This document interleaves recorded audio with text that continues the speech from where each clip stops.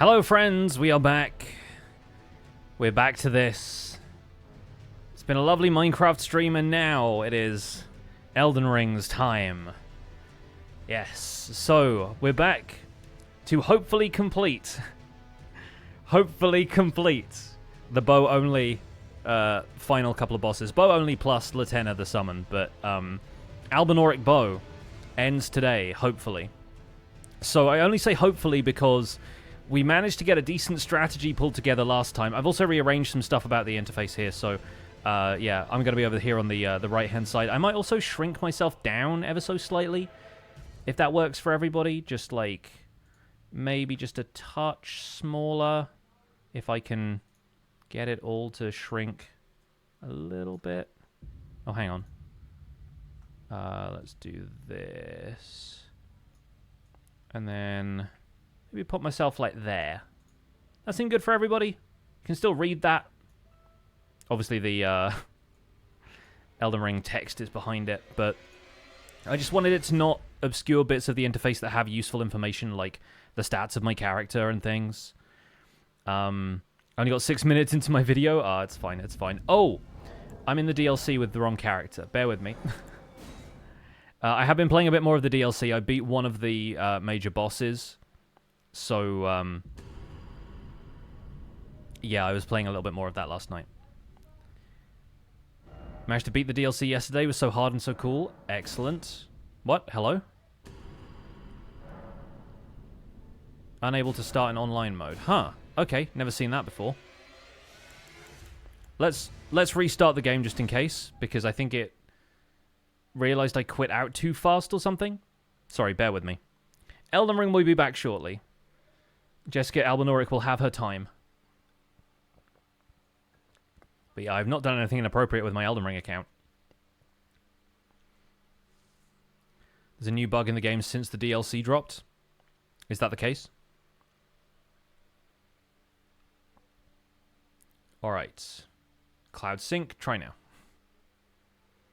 Jessica's having a short nap, yes. Barefist Steve broke the game. He punched it too hard. I was having an issue connecting to the internet? Oh, okay. We can always play offline. Like, there's no reason to play online. I don't need online connectivity for this, but I am just enjoying the player messages enough, you know?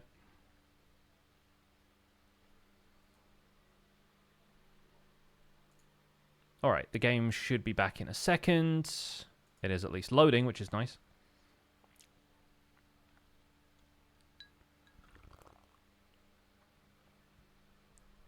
I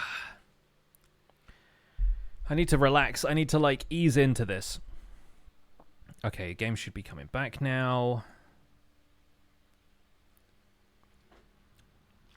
It's going to take a couple of attempts, I think, to really, like, get into a rhythm. I think the other thing about this is that there's a couple of attempts just to make sure that a new strategy I have developed is going to work. They're working on a patch for the bug. It's been a minute since I read the post. Oh, that's okay. That's okay. See, now it's letting me in just fine. And now we can go to the character I actually want to play as. Much as I do want to play as Barefist Steve, I also want to finish this run. So, Jessica Albinauric has done a little bit of leveling up. Only a small amount. I'm level 162 now. I think we ended at 155 before. I have a bit more vigor, a little bit more endurance. I think I maybe put a point or two into strength or dexterity here and there. I have the Erdtree's Favor. And the reason I did this was because I was going around getting all of the golden seeds I could remember where to find so that I could get the maximum amount of flasks. So we now have 10 and 4 instead of 9 and 3. I got the final tier upgrade, the final sacred tier upgrade from the place that I always forget exists, which is the church north of the Frenzied Flame Village, which meant as I was traveling through said Frenzied Flame Village, I picked up Shabriri's Woe. which is a talisman I have never used because the effect it has is to constantly attract the enemy's aggression. But I think this is our way of making sure that Radagon focuses on me and not Latenna for the first portion of this fight. Like, I sacrificed, let's say, the Spear Talisman for Shabriri's Woe, and then I change it again if I have the opportunity to, because it's literally just like tick, tick, tick, and it's there. And that's how we can make sure Radagon stays on me and doesn't deal damage to Latenna. And at that point, Latenna might really be able to deal a lot of damage. I've never used Shabriri's Woe before. Typically, the use case for it is that you're playing in co-op and you want the host to be able to deal damage while the invited player runs around and tanks and dodges. But I think in this case, we might actually be able to pull it off as a strat for this fight. I've also, by the way, farmed up enough arrows that I have, like, basically the maximum amount of arrows in stock. So if we lose a couple of times here, no problem, we'll go again. My mixed physic, I think, is still the same. Oh, I put stamina recovery speed on there because one of the things I was noticing was I was running out of stamina for rolling and running because I do a lot of jump shots and stuff. And having an extra heal on this might be a good idea, but at a certain point I just want to have Opal and Bubble Tear anyway. So we'll see how this goes. Cross your fingers for me. First thing we're going to do is summon Latenna. And we'll see how well Shabriri's Woe works for this. We'll do our best.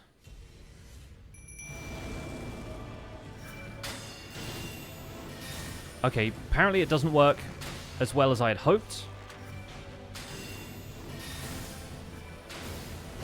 But it's working well enough now. Great.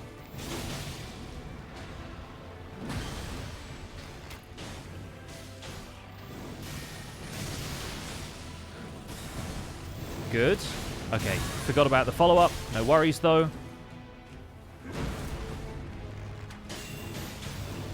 He still parries pretty good, and I still have to remember that the timing of those lightning bolts is something I should be dodging. Okay, but I think that's good. I think having Latenna, like, you can see Latenna's health bar now.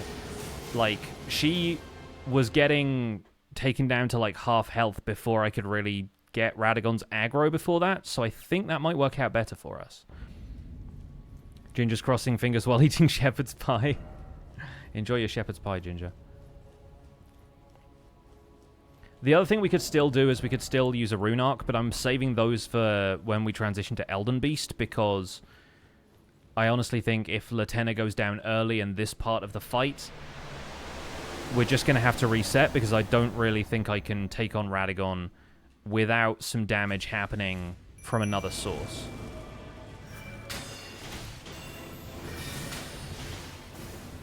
Okay, yeah, so Shabriri's gets him interested in me once I start attacking him.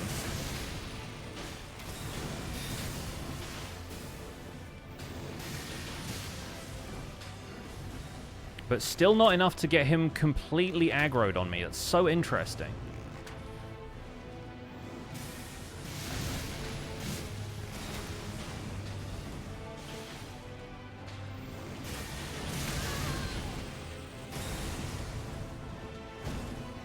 Gonna make sure I heal here. Oh, he parried that one. Or whatever he does as a follow-up.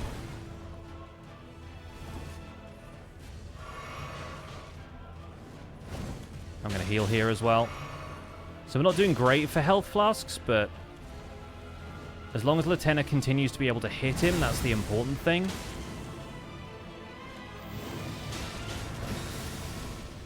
This one's an easy dodge. That one is not.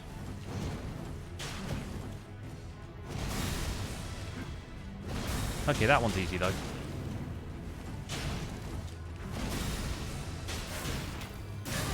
Ow. Okay, this one we roll away.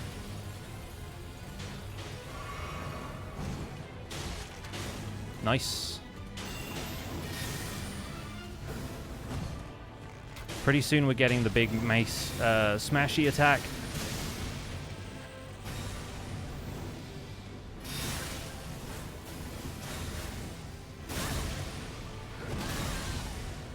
Not that one, the other one.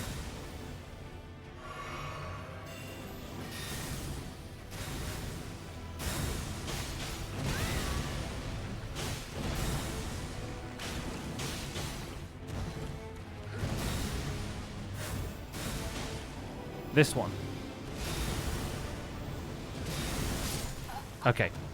Didn't roll at the right time, but that run wasn't going super great, but I think we'll find a good rhythm.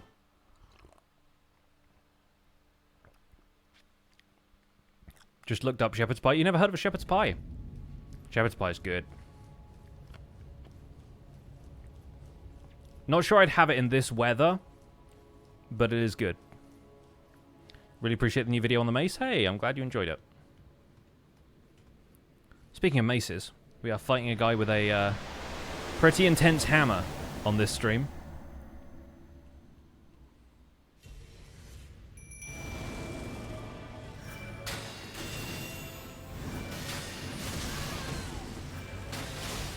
Do I need to be better at dodging?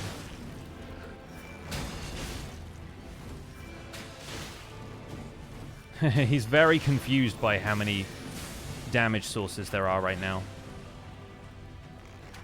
He's going to block that. Yep, that's fine.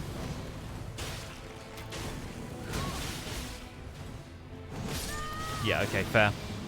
So yeah, I think that's a good strategy for getting him away from Latenna. It still seems to be a little bit hit and miss whether he gets angry at me or her, but I do think it's helping a little bit.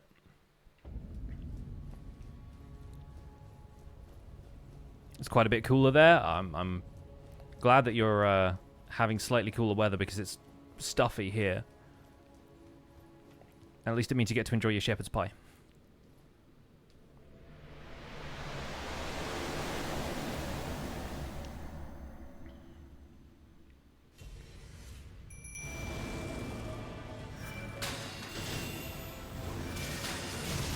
Okay, that's a better dodge. That was not a better dodge. In fact, that was substantially worse.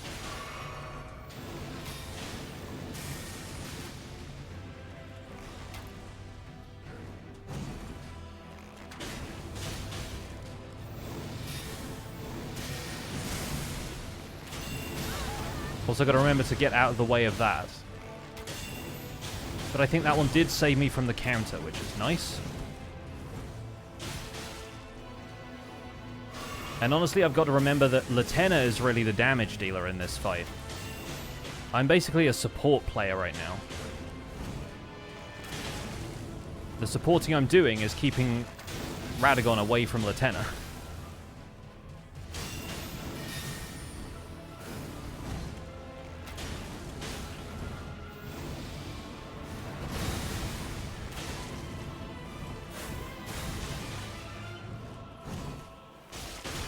Nice.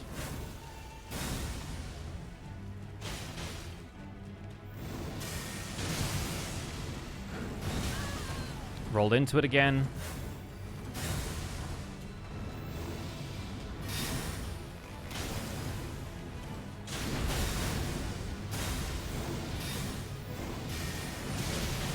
Okay, dodge the combo. Not bad. He's about half health right now. Timed that poorly.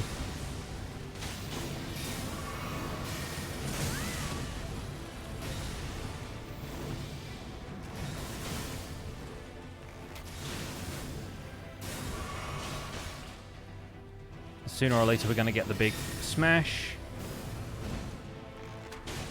Probably about now.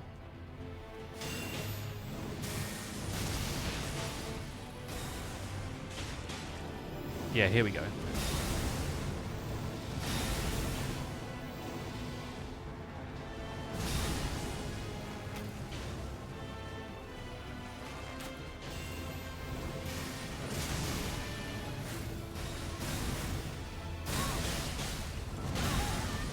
Okay, poor counters. Actually kind of wishing I put the healing tier on my mixed physic now.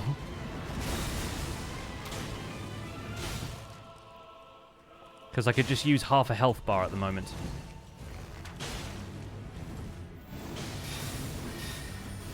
There are some really cool new healing items in the DLC, actually, but obviously I'm not going to get them on this character.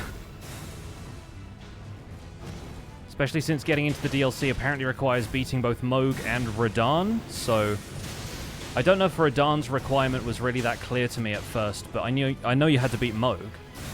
But I obviously beat Radahn with my most recent character that I got in with the DLC anyway, so...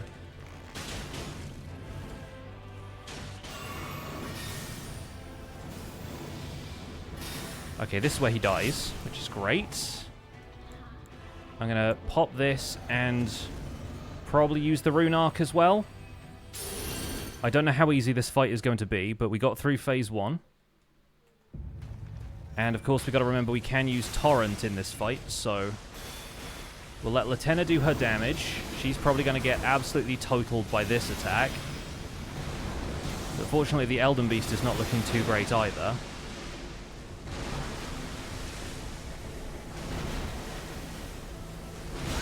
Oh, dang it. Rolled poorly. Never mind.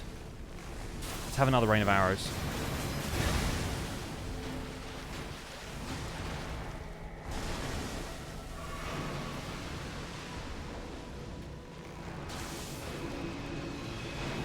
It still does take a little bit of damage while it's doing that attack, but...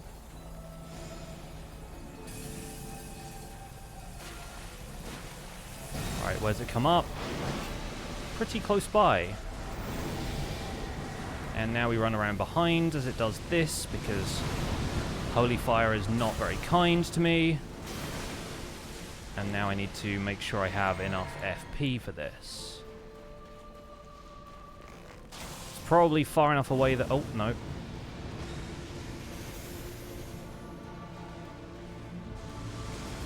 We can do this.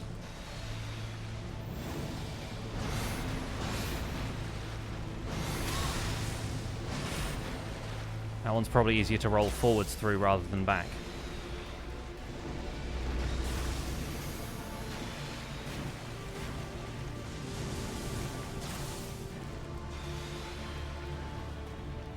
I'm trying to see what's better at dealing damage, fire arrows or physical.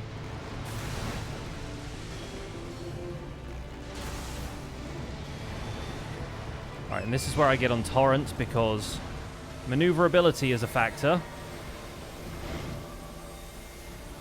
Especially with Elden Stars and this happening at the same time. This is basically a bullet hell now.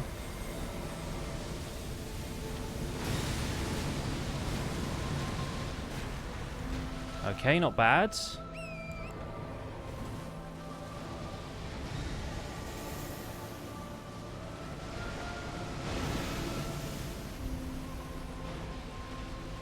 Torrent is really good at helping dodge this. I worry about the waves of gold.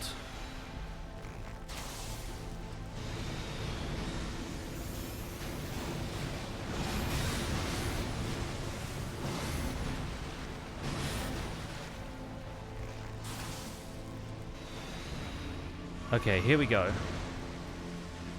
Out of heals.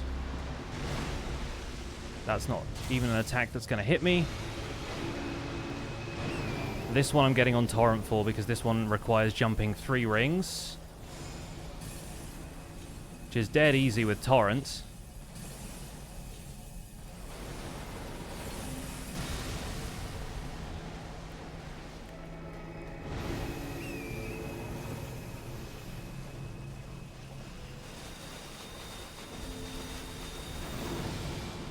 Okay, now I need to try and get away from this. Ideally around behind where we can.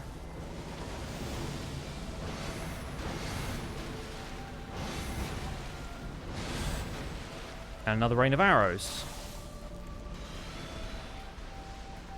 Maybe one more? Yes. Good, okay. Keep walking slowly. Love that. Love that for us. And it's over. We've done it. Oh my goodness. Jessica Albinauric's journey has ended. She'll be Elden Lord yet. Unbelievable. 1 flask of cerulean left. No health flasks remained. That was good. Like, that was... Once we got through to Elden Beast, we had good patterns. We didn't get too many, like, really tricky to avoid attacks. Having Torrent is honestly very nice. Let me collect my runes for one final time. We'll level up. We'll take a look at the character's stats. And we'll get the usual ending.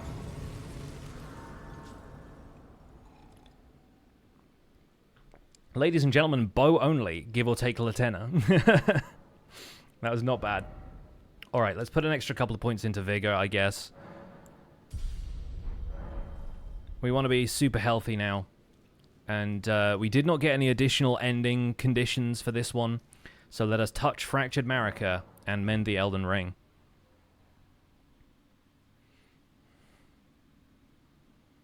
Can't believe you pulled that off with a bow. The bow, it turns out, is not bad. It's got its perks. It's got moments.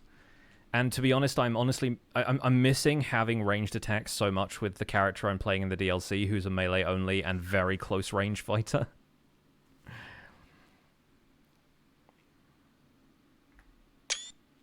They could almost be sisters. I want to get like a slightly different screenshot for each ending if I can, but obviously there's only so many endings and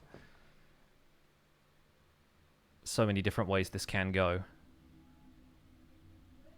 I also kind of wish I'd taken the helmet off before we got the cutscene at the end, but it looks kind of goofy with the Albinauric armor and the samurai helmet.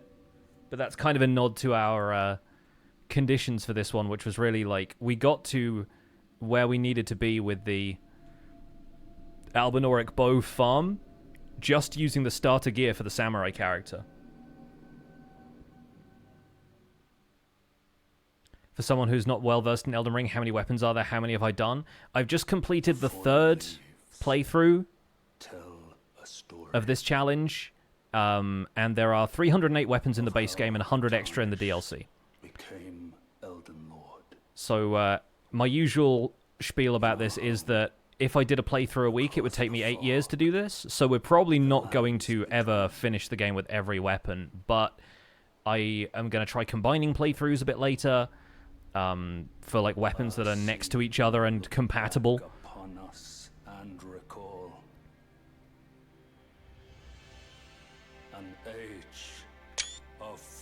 Got to get a shot on the throne as well, right? Like, you don't get the Elden Throne shot with Rani's ending, so we didn't get it for Alan, but we get it for we got it for Aaron G. Stone, and now we have it for Jessica Albinauric as well. And ladies and gentlemen, that is Elden Ring. Elden Ring. Elden Rin, according to the stream right now. We're going to skip the credits. We are not going to begin Journey 2. We're going to take a brief look at this character. I'm also going to hide my my webcam again, just so we can see everything that's going on here, because I forgot to do this with Alan, and I feel kind of annoyed about that. But we're going to take a quick look at stats. I actually kept Shabruri's Woe on for the rest of that fight, so the Spear Talisman wasn't really doing a whole bunch. But this is Jess Albinauric, Jessica to her friends.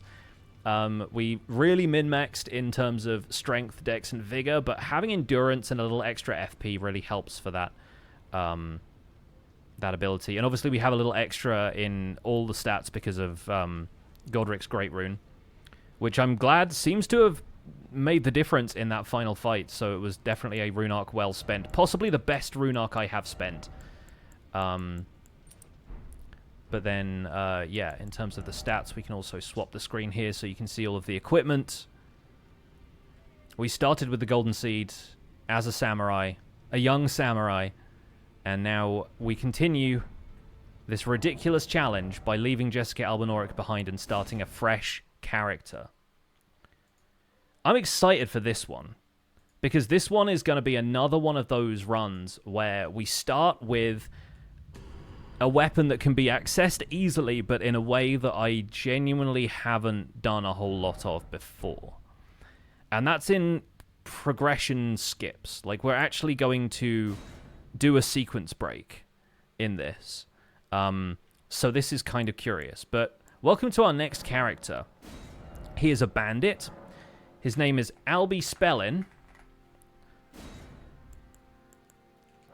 And in terms of keepsakes here, we could probably go Fanged Imp Ashes. We could also maybe go Stone Sword Keys, because he is a bandit after all. And I'm going to load in the appearance that I figured out for this guy. He is another Albinauric, because personally I really like the aesthetic of having like an all-white kind of super light skin, white hair, purple eyes. I think I gave him purple eyes. How can I can't zoom in on his face. There we go. He's got purple eyes. He's a cool dude. He's a terrible bandit, though, and we'll get into that in a second. But this is Albinauric Staff, so I do need to change the stream title. So this is A4, Albinauric Staff. Day 1. And no DLC spoilers. But I will explain to you guys what the process is going to be for the DLC. So the DLC weapons are going to be factored into the rotation. I checked out the page for all of the weapons, and it's not been added to the A to Z list in the weapon comparison table yet, but it seems like it's going to be easy enough to put them into the rotation of weapons. So after this playthrough, which is going to be Albinauric Staff, our next playthrough is going to be the Ancient Meteoric Ore Greatsword, which is a DLC weapon. I don't know where it is yet. I have not completed enough of the DLC to find this particular weapon, so we'll cross that particular bridge when we come to it. I will be playing a little bit more in my downtime this week to see if I can get that far at least. The one immediately after that is also a DLC weapon, and it's equipment that an NPC has. So we might have to go and kill Ansbach almost immediately. But the way the DLC is going to work is that we will have to get to the point where we can kill Moog with a character, go to the area where the DLC is, see how easily the weapon is acquired, and we'll go from there. But after Albie Spellin, who will probably not go into the DLC, we're going to do our first DLC character. And from that point on, we'll see how far we get into any of these challenges. But there are 3 weapons that begin with A. 2 of them are back-to-back. And then we do Antspur Rapier, and then we do Anvil Hammer, which is another DLC weapon. So we got a lot to look forward to, friends. You can't kill Ansbach immediately? No, I figured he had the aura, the round table hold, like the pact or whatever it's called. So yeah, we will get DLC stuff pretty soon.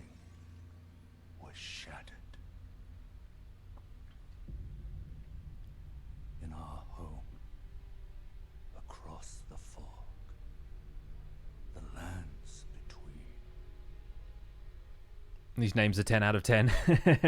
Thank you. I'm enjoying having... I've come up with so many names for, like, upcoming weapons. Queen Marika the Eternal is nowhere to be found. And in the night of the Black Knives, Godwyn the Golden was first to perish.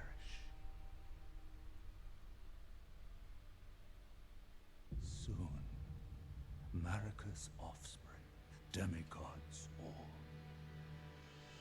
claimed the shards of the Elden Ring.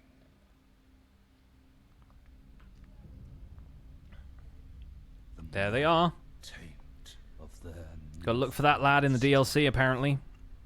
I still haven't quite figured out what the vector we are on for the DLC actually is. Also, I love the fact that Rykard's head is the thing that the serpent is, like, coiling around, and then obviously Rykard's head is, like, what is left at the end of Rykard's boss fight. War leading to abandonment by the greater will. Alright, time for the bouncy ball. Sing along if you know the words. Oh, rise now, ye tarnished, ye dead who yet live. The call of long-lost grace speaks to us all. Shout out to that one dude who's basically a PNG on the floor. He looks so flat. Horalu, chieftain of the Badlands. The ever-brilliant Gold Mask. Fear, the deathbed companion. The loathsome Dung Eater.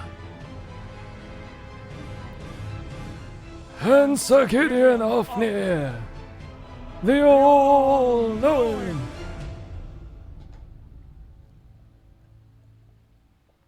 And Albie Spellin, erstwhile bandit, late of this parish.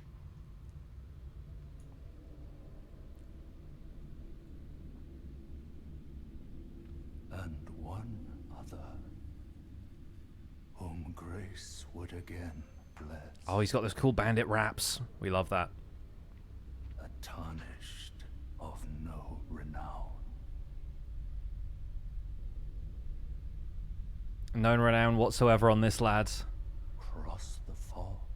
Look at him. To the lands between. Bandit, I think, is one of the cooler looking starter outfits. To stand. Yet to play Elden Ring, big RPG fan. How does it compare to some other favorites of mine? So I grew up playing like the Final Fantasy turn-based active time battle style of RPG. I haven't really played a whole lot of like action RPGs. And so this is a bit of a shock to the system for me. It did help that I had played Breath of the Wild before this, and so I at least knew how you were supposed to handle, like, open-world exploration type of gameplay. But oh boy, I was not prepared for the level of difficulty in this game, and also the level of freedom that you feel in this game, and the satisfaction of figuring out how the systems work in the player's favor. Is this a new run? Is this Etho? It does look a little bit like Etho. Although Etho just looks like Kakashi, so it's always very funny to me that people are like, is that Etho? And it's like, no, that is a Naruto character. Alright, time to die to Grafted Scion. We'll give it our best shot. I'm not going to parry. I never parry in these games. I don't know what I'm thinking about. Go on, give your best. Repeatedly parrying until I die. Basically how I play Elden Ring. So, here's the thing about Albie Spellin. He's a terrible bandit. He's never been very good at the whole banditry thing. He has a bit of an innate arcaneness because all Albinaurics do. And that's why I chose the bandit class for this playthrough, because he starts with 14 arcane, which nobody else really does. He also starts with a reasonable amount of dexterity, which is good because we learned in the Academy Glintstone Staff playthrough that dexterity really matters when it comes to later fights because of the increase in spellcasting speed, or the reduction in spellcasting animation, more accurately. But we're not there yet, so Albie needs to go and acquire his staff, because it turns out this lad is destined to be a wizard, he just doesn't know it yet. Etho and Kakashi give the same vibes, they do a little bit, yeah. Tremendously powerful.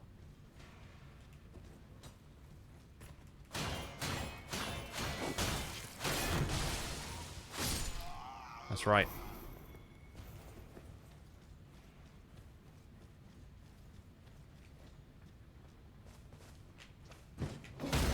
There we go. We got a parry in. I had to spam it a little bit, but we got the parry in.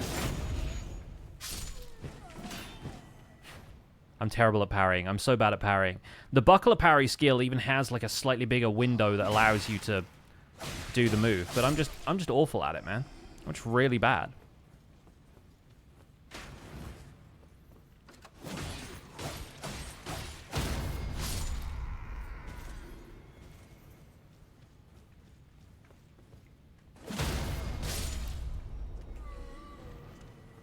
We did the thing.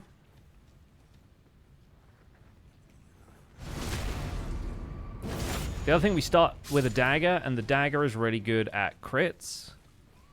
I don't know if we can incorporate that into our long-term playstyle. But Albie's a bit of a, an interesting one. Like, I'm not entirely certain where we're going to end up with him, other than the Albinauric Staff. And that's because of the whole arcane thing. I'm going to drink here just in case.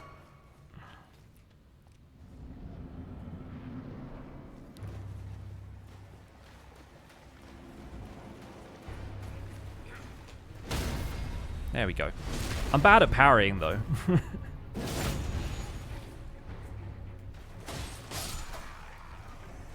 Alright. We've defeated the hardest boss in the game, so that's okay. Strength. And let's begin. Always worth it just to go and get the crafting kit.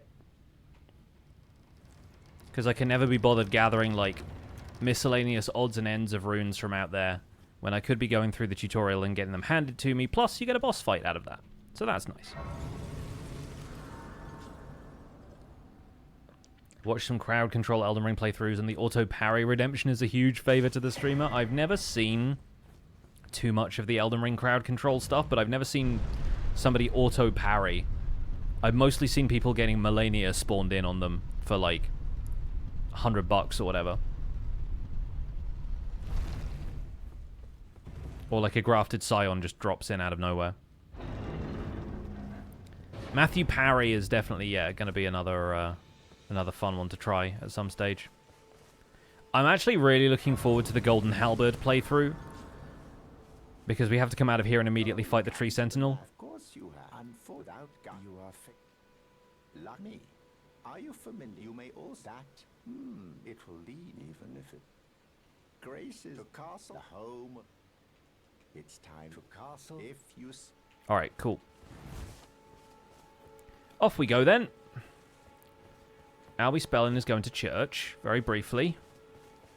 As we have to at the start of every... Man, it feels so weird being out of the bow playthrough.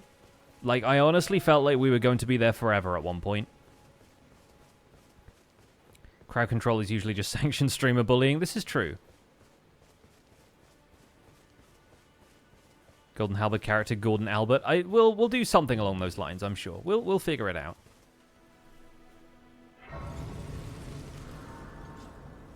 So we get some smithing stones from here, of course. We get one smithing stone. And I can also let you not then why not Pam Carly? Santa Claus has a present for us. Thank you for the crafting kits. Is that cheaper than it used to be, or is that... No, that's my imagination. We don't need any crafting recipes, I don't think, for this one. I'm not going to buy the torch. Bye. And then we're going to go straight to Gatefront, because I don't really see the point in hanging around.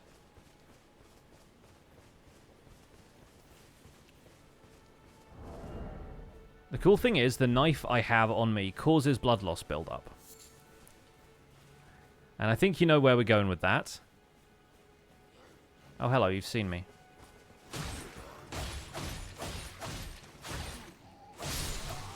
And these guys stun so easily. It's wild. Yeah, this is an interesting... Like, the Great Knife sort of looks a bit like a kitchen knife, but is not a bad starter dagger, really. You could have started with just a run-of-the-mill normal dagger, and it would have been a lot worse for the bandit.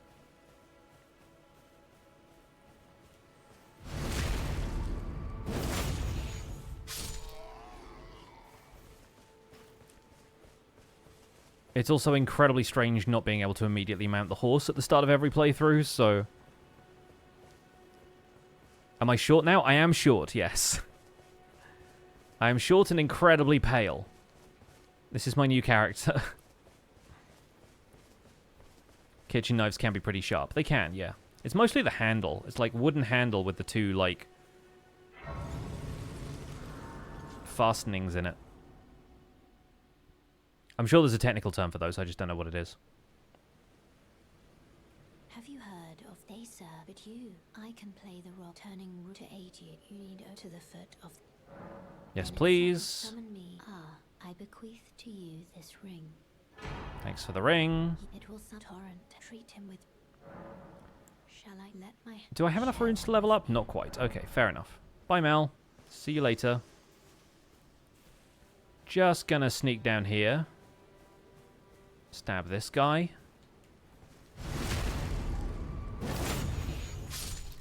Do our usual route into the camp to get the map.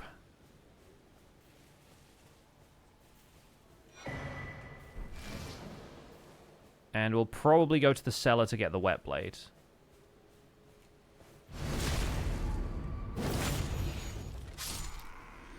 Ah.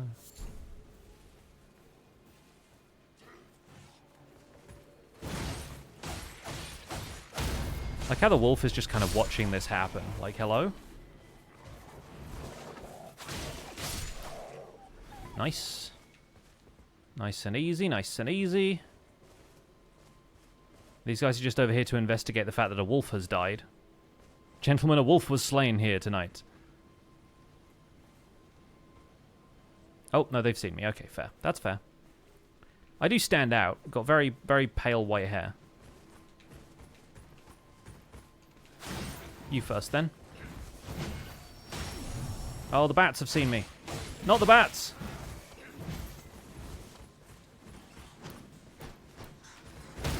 Gotcha.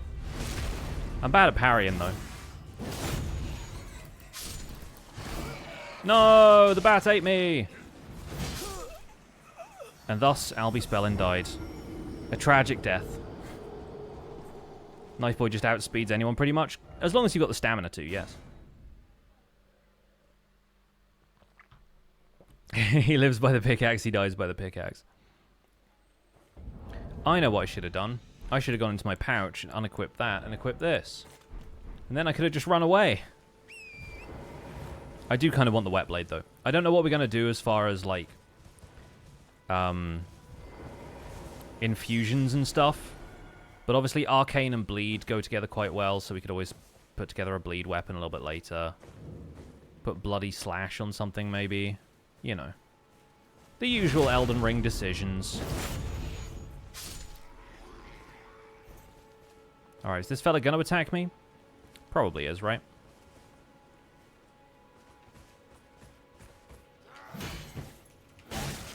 Ow.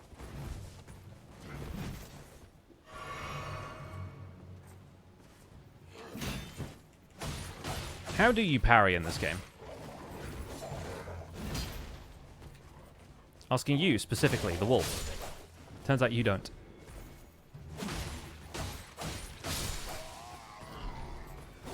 I'm talking about one. How does one parry in this game?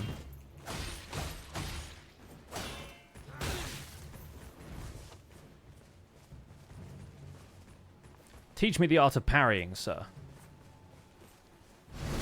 Or not. That's the other tactic, is to just go around and give him a quick stab between the kidneys.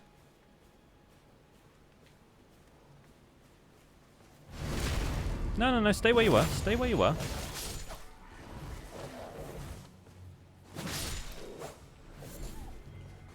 Alright, well, I got my revenge, so that's the important part. Albie Spellin will have his revenge. He will also have a wet blade in a minute.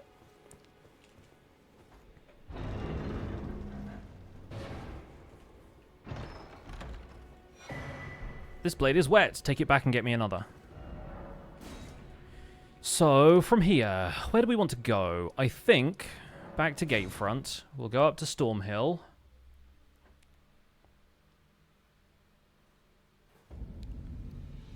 Maybe I'll level up first. We do still need to get the Spirit Calling Bell, though. So let's do that quickly. As with previously, I'm not certain what this character's ending is going to be. Like, I don't think I'm doing Frenzied Flame until I absolutely have to, because it's going to make those playthroughs feel very unique, and is also quite a challenge. I don't know if I want to do Rani's ending, like, all of the time. I'd heard tell, and upon looking the talk, thou art possessed to call forth the... I was entrusted this by torrents formum.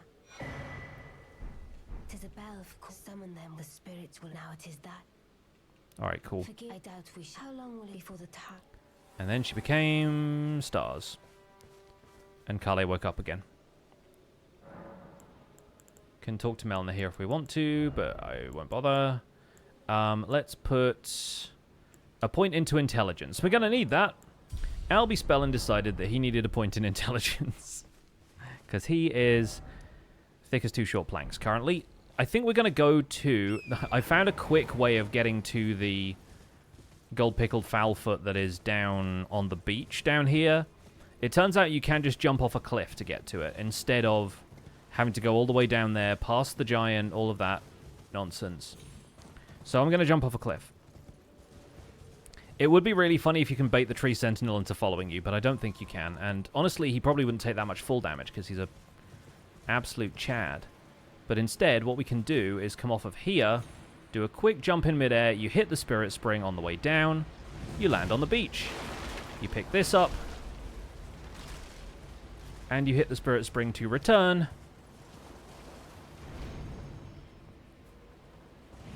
And then you're back where you need to be. So that's actually incredible. Yeah, the tiny health bar is stressing me out as much as it is you, so don't worry about it. We'll be fine. We'll be absolutely fine. So now we can go and kill Greyoll, is basically the long and the short of that.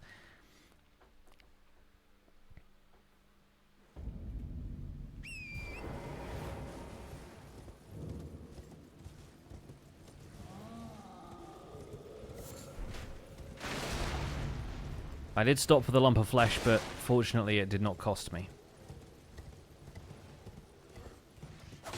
Shut up. Let's go get a jellyfish as well while we're at it. Golden seed, lovely, lovely.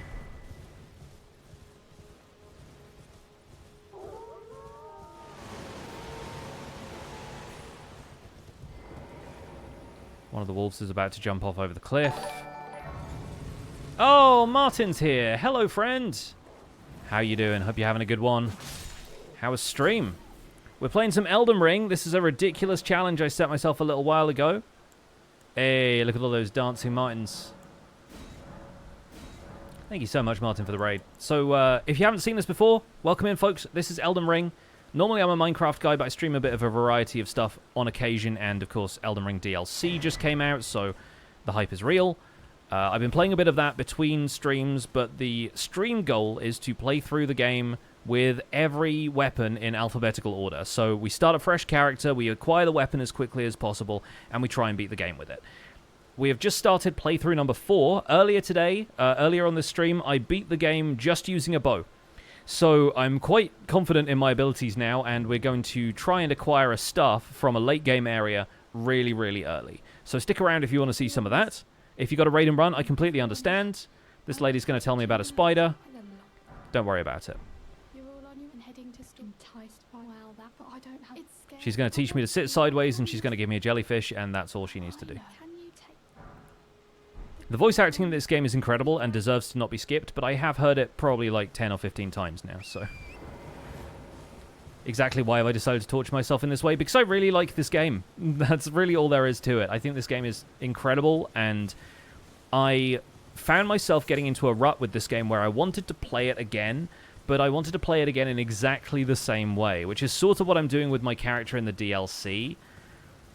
But I came up with a really entertaining way to play this game where you have the fist weapons, and you're basically like a melee-only character going around punching everything. That has a really effective setup, but I find that I just don't interact with any of the new weapons when I come across them, and I think that's a shame, because obviously somebody's taken a lot of time and effort programming all of these weapons to have unique abilities and cool stuff that they do and different stat spreads, and I really wanted to see a bit more of what's available in this game to basically force myself to play in different playstyles. And so I thought alphabetical order is probably the best way to make sure I'm not just going around doing the same stuff every single time, and to guarantee that I would see everything the game had to offer, basically. And it meant starting with a staff and doing an astrologer playthrough, which I really hadn't done before. Like, I'd done a bit of magic, like a bit of spell casting in my first character, who was like an int dex build, but that character was like a katana wielder, and I just used Moonveil the whole time. So I knew what some of the spells were and what they did, but There we go, we've got the smithing stones. That's what I wanted. That's enough to get to at least +2 on a weapon. yeah, I wanted to be able to see if you could beat the game with, like, spellcasting as your main thing. And then after that was a greatsword that came from, like, really late in the game. And so I figured, okay, what's the most effective way of getting to that area, if not as quickly as possible, then at least relatively quickly. And then we did one that was like a bow playthrough, and kind of legendarily the Dark Souls, Elden Ring, Bloodborne, Sekiro games don't really do bow combat especially well. Like, bow combat seems neglected over all of the other, like, melee focused and spellcasting and, like, incantations and everything playstyles. So people do that as a challenge all the time, just to be like, can you beat this game bow only? And so I figured I would give that a try. It wasn't strictly bow only because I was using a summon, but the summon was also wielding a bow, so it counts. And I kind of wanted to goof around a little bit and see what else was possible. So this is a second staff playthrough, but this staff is going to be very different to the first one, because this one requires arcane stat investment, which kind of leads you towards a different set of spells than the ones I used last time.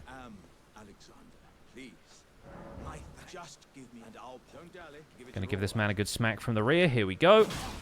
I've targeted a dragonfly.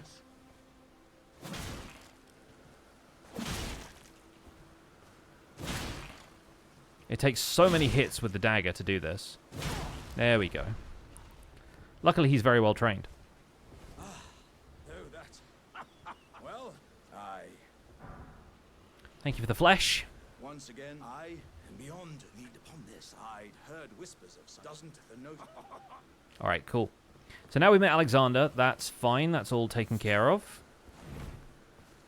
I also forgot I can quick step with this this weapon. Obviously, we have the parry if I've got the shield out. I do have a short bow, and that might come into play a little bit later. But for the moment, we're just going to totter our way down here. Grab this grace. Anyone have any tips for killing Radagon? Make sure you summon everybody. Learning the timing of his attacks is really important with Radagon because his attacks are so big. If you don't have ranged attacks, you're going to need to get in melee range to attack him. So, yeah, best of luck with that. But honestly, Radagon is out of the way and kind of optional as long as you know what you're doing with the rest of the game. So if you want to, you can always come back and take out Radagon later once you've leveled up and get a little bit heavier statted out.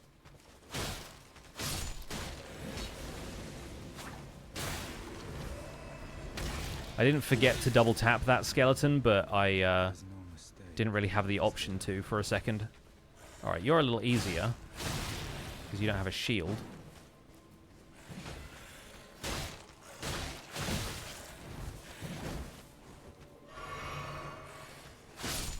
See, this is why Albie is a bad bandit. He's not really got the skill set and not really got the weaponry required for this life of banditry where on the road you can get ambushed by scythe-wielding skeletons at any moment.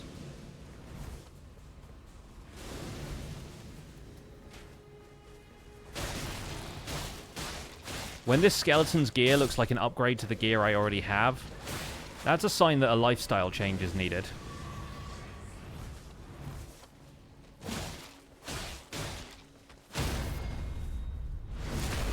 I mean, what's he doing stabbing a skeleton as well?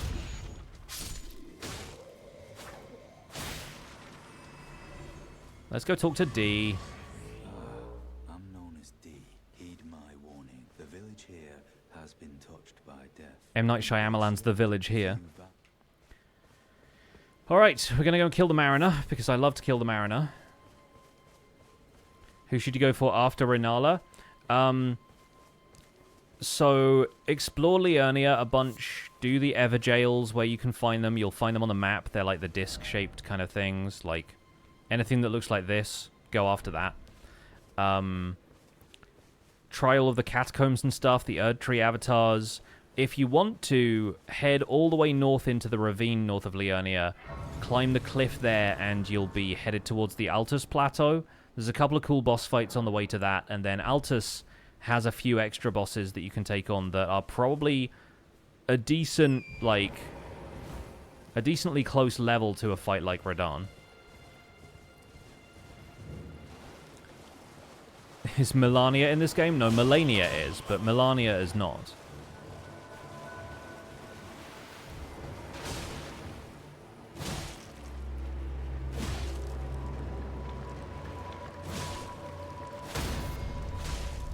Thank you. Finally, this guy staggers. Not that it really does anything. You can't crit him or anything. So this is going to be a little bit of a slow fight. But fortunately, this guy isn't super dangerous. The ads are, but this guy is not. He's going to hit the ads more often than he hits me, put it that way.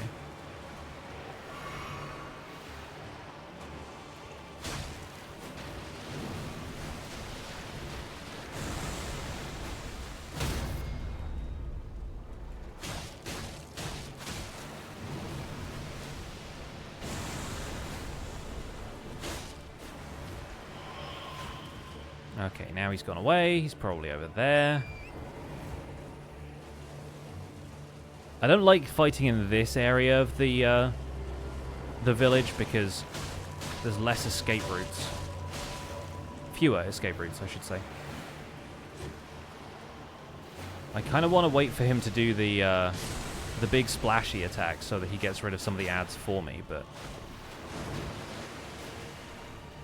Go on, do your big splashy.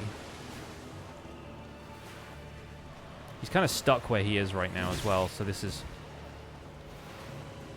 the time I would love to press the advantage.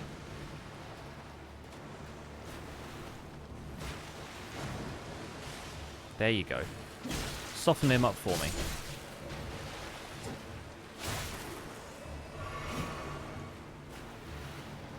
Oh, see, these guys are annoying too.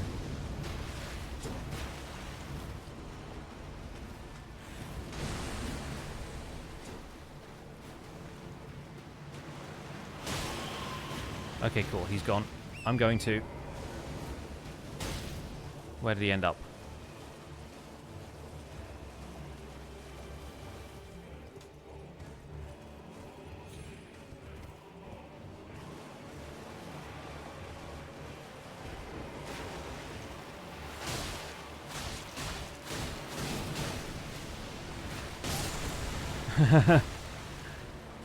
Okay, he got me there.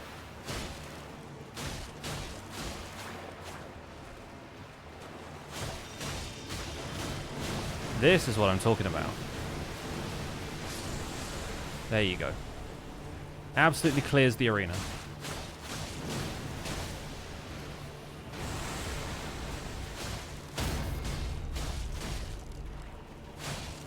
I really wish you could visceral this guy, but you can't.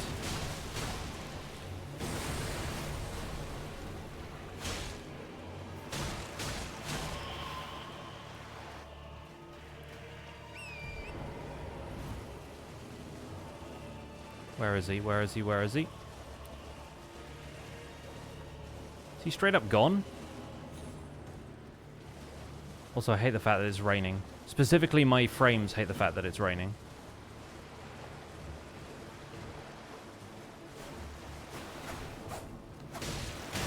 Ah, no, my horse.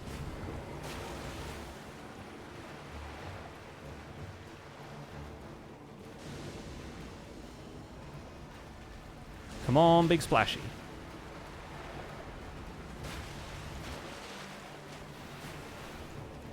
Maybe we'll shoot him with the bow a few times.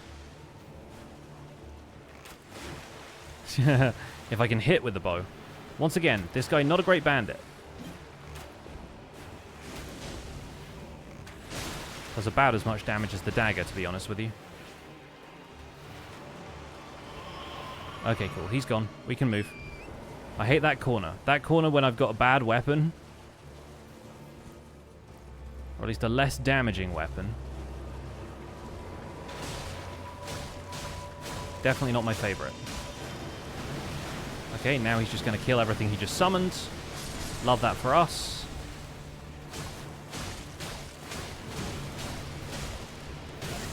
Ow.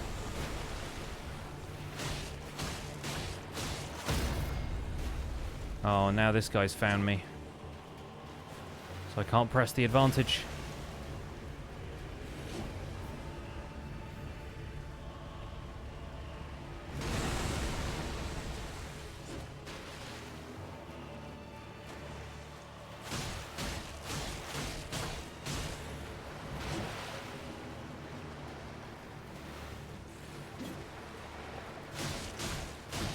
No, don't hit me.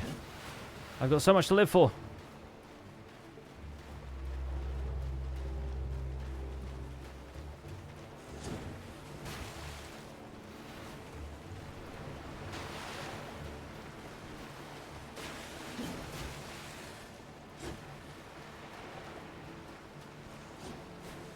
We'll try and kite them around.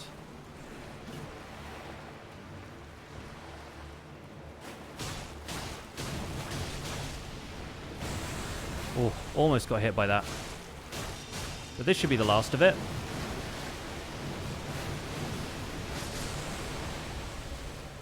Yeah, we did it. Nice. A little bit rough, but we got there.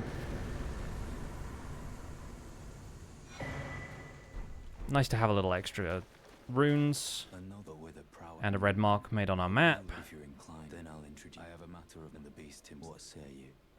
Very well. I've marked the location. It will lead you. We know where it is anyway, but it's nice to talk to D. So I could go and find a Grace and make sure that I heal, but instead there's a guy over here who can help us heal if I can kill him, which is probably going to be difficult because they like to roll off cliffs. Sometimes they do anyway. So as long as I don't take too much full damage. Now we'll let him go. Because now we're here, we can get a few more runes. We'll rob some graves, bandit style. And we'll make our way to Greyoll. How long will this stream be? Usually we go for another 3 hours after I've done Minecraft, so we might end a little bit early so I can go make dinner, but probably like 2.5. Now the question is, do we go gravestones or do we go cliffside? I think we go cliffside from here.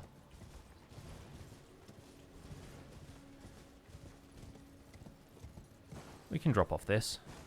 That's no problem. Jump into the Spirit Spring here. I'm not sure which one this is.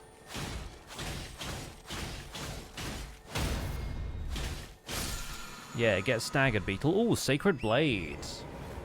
Not quite going to work out for my Arcane build, but kind of fun, I guess. Well, that's just prime. Third Church of Marika. Blackstar, thanks so much for the Prime sub. Very kind of you. Welcome in. Let's put a couple of points into intelligence because we will need them. I think that's good.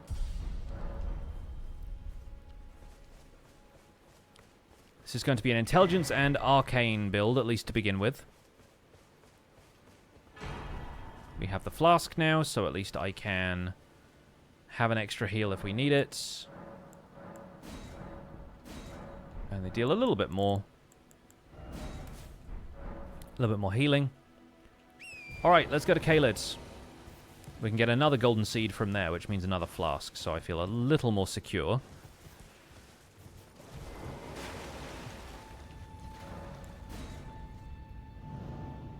Did I find any monster in the lake near the castle?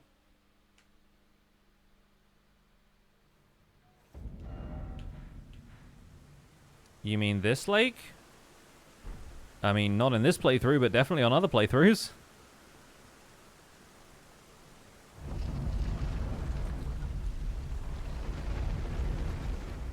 I don't think we'll need to seek a rank today, but we'll get this grace just in case.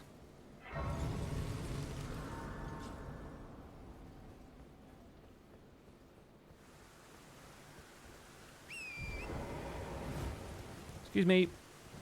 Love that guy. Given how well daggers crit, we could potentially farm like a few thousand runes from the Vulgar Militia around here, but I don't think we will.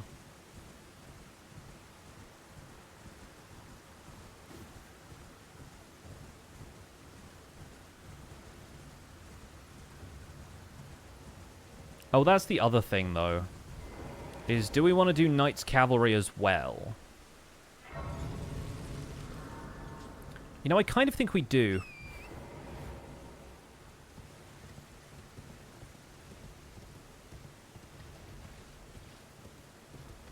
I could use a few extra points.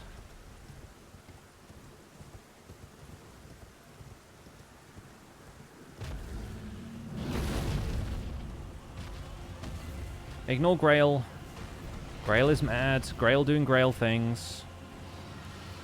Hey, what's up, Sneaky Badger? Welcome in. We have completed the bow playthrough. We are on to Albinauric Staff.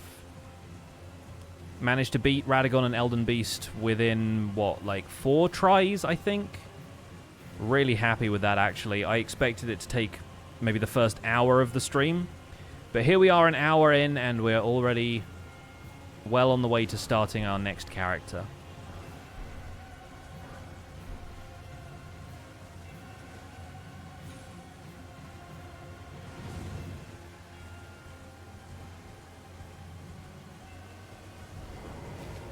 And if you're confused about whether or not this character has been started yet, then the rule is the character starts when we get the weapon. Let me briefly, since we'll need to go back down this way anyway, let me go and get the gold pickled fowlfoot from the other side of Agheel Lake.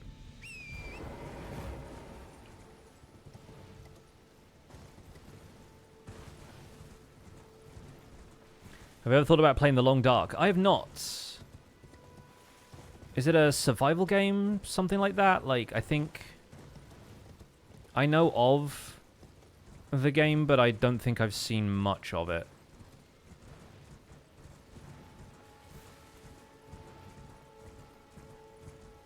It wouldn't take you many attempts to get Radagon Beast after the last couple of attempts last time around. Yeah, I think a couple of extra levels helped. I had Shabriri's Woe equipped, which meant that I was drawing aggro away from Latenna for at least the first part of the Radagon fight, which was really helpful. But I think it was just about finding the right strat, having the right execution, rune arc midway through, and then just making smart decisions. Which is not something I'm great at, but every so often it happens. I don't know if we'll worry about Bok today, so sorry, Bok.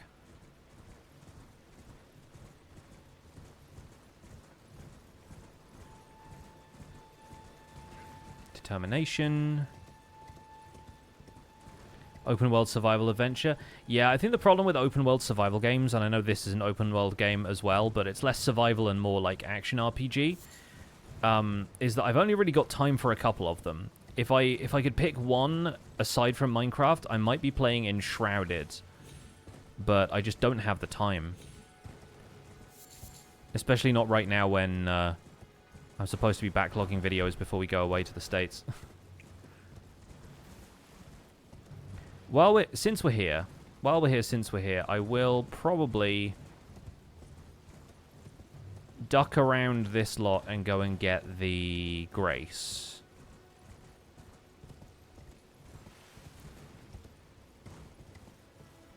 Ah. Okay.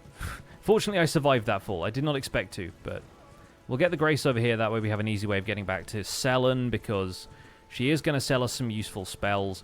Rain of Stars was so useful in the last sorcery-based playthrough that we did. I cannot imagine we're not going to need it again. Where in the US am I going? My partner's family lives in California. Forgive me. Oh, yeah, Round Table Hold. I remember. It seems torrent, whereas there is, but I can take gathering place. We're not going to go right now. But we'll do that a little bit later.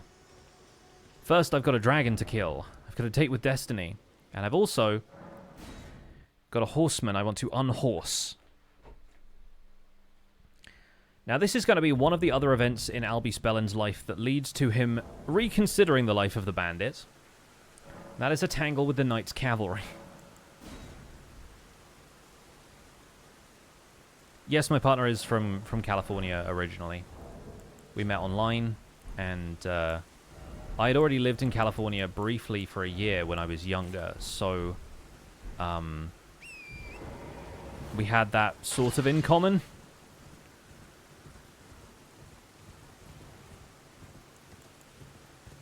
So this is going to go one of two ways. Either it's going to go very well or it's going to go very badly. And it's up to you to decide which.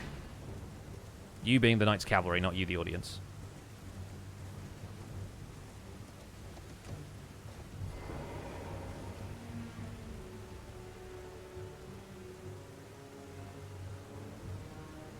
Okay, he seems to have decided it's going to go badly.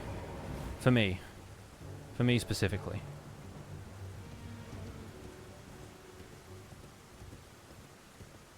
Keep it coming, buddy. Keep it coming. This way.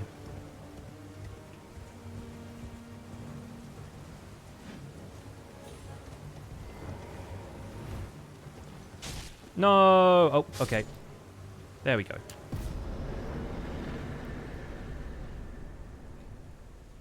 So that was a pretty successful heist, but a little shaken by that experience.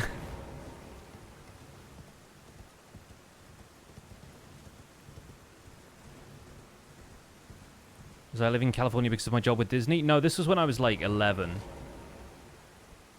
And yeah, at the time they would have been maybe like 40 miles away from me.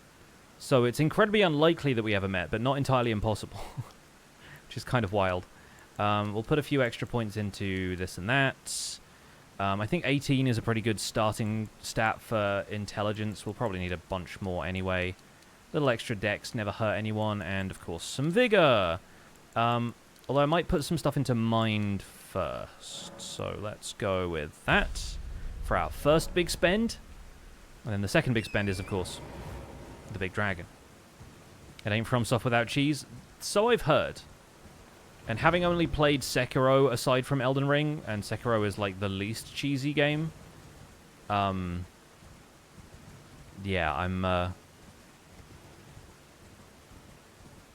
I'm quite happy with the level of cheese in this one.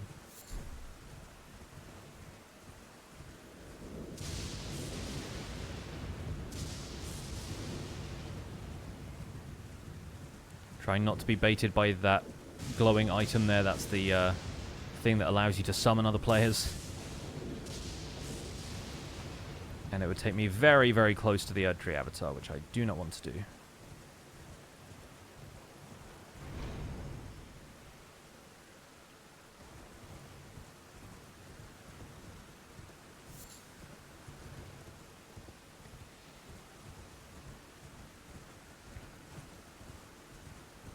I'm also not sure if I want to go in here and get the Dectus Medallion when I am sitting on this many runes, but we'll see how many more runes it's likely I will get. And now we hit a dragon for a while, so enjoy. The other problem with this weapon is that the range, when we have to build up bleed, is a bit of an issue if I miss.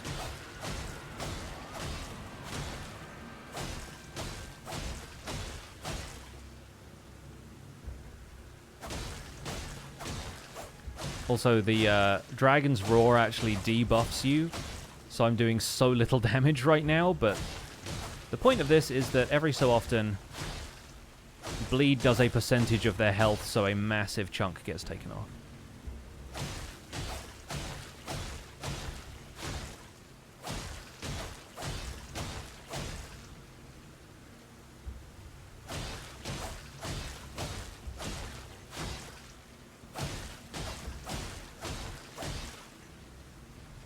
And this dagger doesn't bleed up.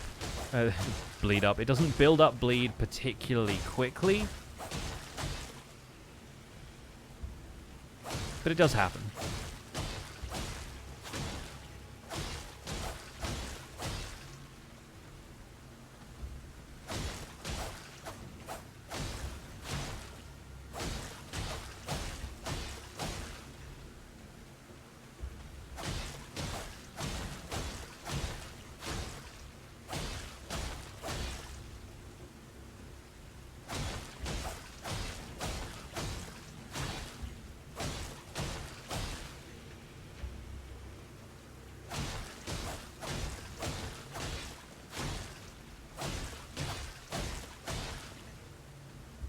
It's gonna take a minute. There we go, okay. So we're like 3/5 of the way done.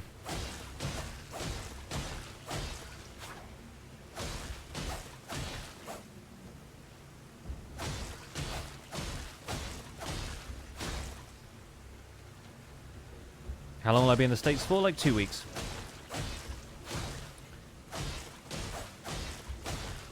My brother-in-law is getting married on July 9th, so we're doing like a week either side of that, more or less.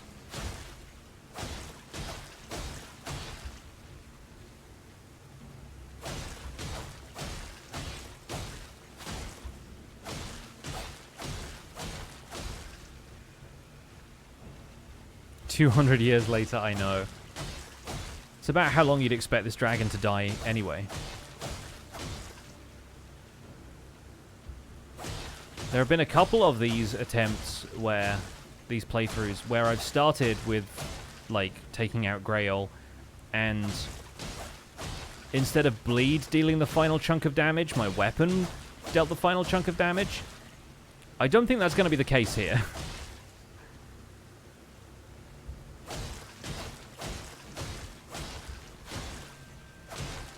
Each of these hits, like a bunch of these hits all chained together, does not even register as a pixel on that health bar.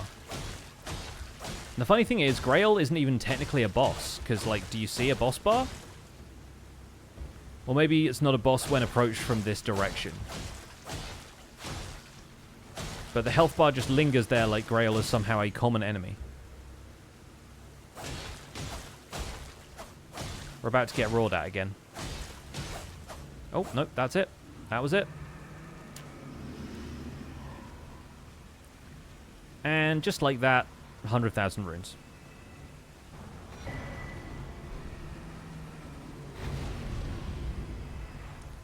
Pretty good. Never seen Greyoll before legitimately. I've done it once or twice. Only once or twice, but I've done it. So, let's get the vigor up a little bit. Let's get a bit more dex. Bit more intelligence, bit more arcane. This is the character builds. Although maybe we'll take down 1 dex and 1 vigor and put 2 points into mind. So the stat spread is going to probably neglect endurance and strength, but it's definitely going to neglect faith. And in terms of what I've got for golden runes, we might be able to make up the difference in this. Perfection.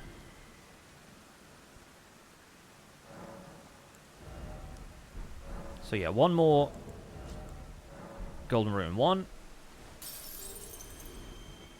We're going to be able to level up 1 more time. We'll have barely any runes. We'll pop in here and get the Dectus Medallion, and then we'll go to the Round Table Hold. And I will definitely put that point into Vigor, because I need health.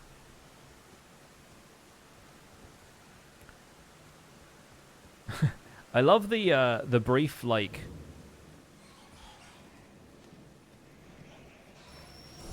animation switch between the bow and the dagger, where you just kind of like run on the balls of your feet a little bit. Oh, we're not getting poisoned this time. Nice.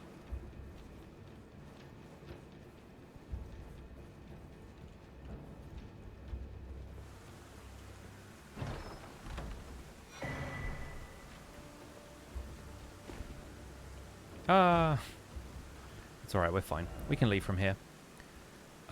So let's return to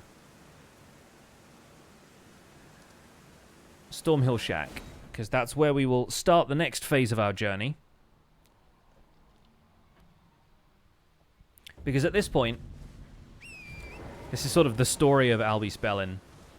At this point, having decided that a career in banditry is not for him, he's had a brush with death alongside the Knight's Cavalry. He's mugged a very old dragon. He doesn't feel too great about himself. Albie Spellin has heard that in the north, in Liurnia of the Lakes, there is a wizard academy, and he's considering furthering his education.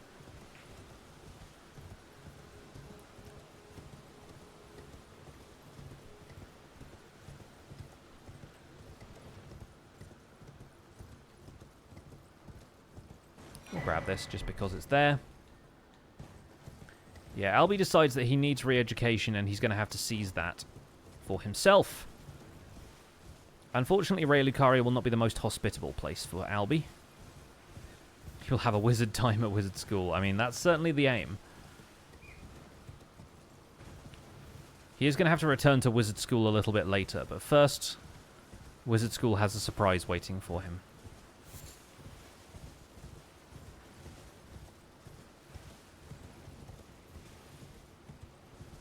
The wolf has glowing eyes. It's very tempting, but no.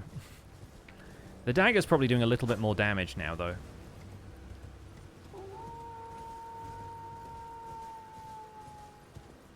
Digging the backstory as well. This is, I think, one of the things that's going to keep some of these playthroughs feeling fresh, is, like, role-playing a little bit with the character. Obviously, I'm not going to be doing, like, character voices or whatever, but I like the idea of feeling out what the decisions the character would make are because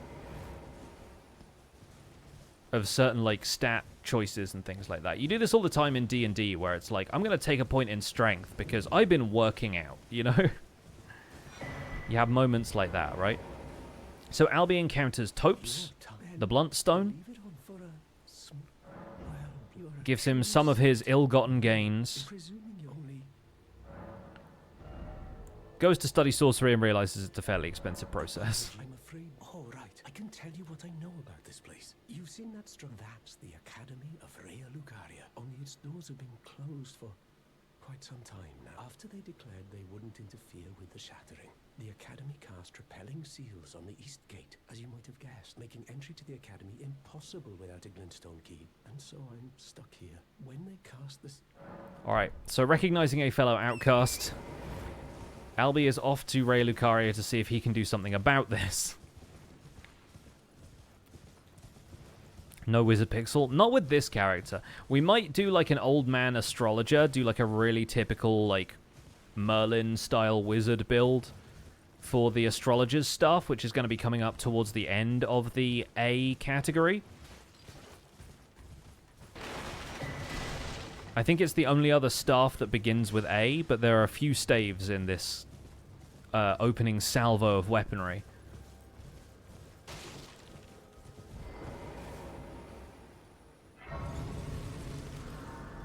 Also, at this point, seeing this friendly merchant here and reckoning that he's probably going to need a light in these dark places, Albie is going to buy a lantern. Especially since I have a couple of runes that I can crush here, so let's just do that one, and I think that's enough to buy the lantern. Yeah, perfect. It's also enough to buy us a few smithing stones, which we might do a little later. We can take this off now. We'll add the lantern to the pouch, as we often do. And what have I got for smithing stones right now? 8, 1. How many does he have? Oh, he's got 5. Okay, so I can buy a few of those.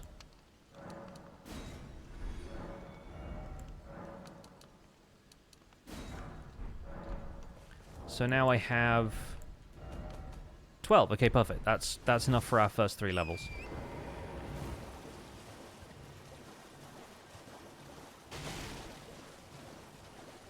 We go over here and pick up the map, although, as we learned last time, it's easier to pick it up from the back. Because then the Wraith Callers don't jump you. Speaking of Wraith Callers, though, we're going to have a brief run-in with one of those.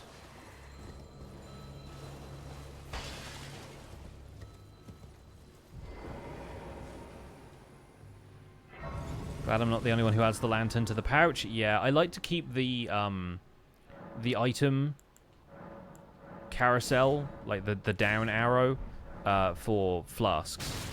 I've seen some people add flasks to the pouch, and I'm like, you're wild to me. Like, I don't understand that. To my noob, thank you for the 15 months. Thank you for getting me into Elden Ring. Oh, wow, you're into Elden Ring now? As a result of this, that's incredible. Thank you so much. I'm glad that this ridiculous challenge hasn't put people off playing Elden Ring. I think that's the most important thing. Oh, thank goodness I got iframes for that. I would not have been happy if that had, like, jolted me out of the transport animation. It's like, no, you don't get to go anywhere. Alright, so faced with the gates of the Academy, we are, of course, spurned by the seal that they put on the outside, so we need to go and find the key. We'll do that in a second. As part of Albie's little kind of starting story here, we will get the meeting place map. But I already know where it's taking me, so that's fine.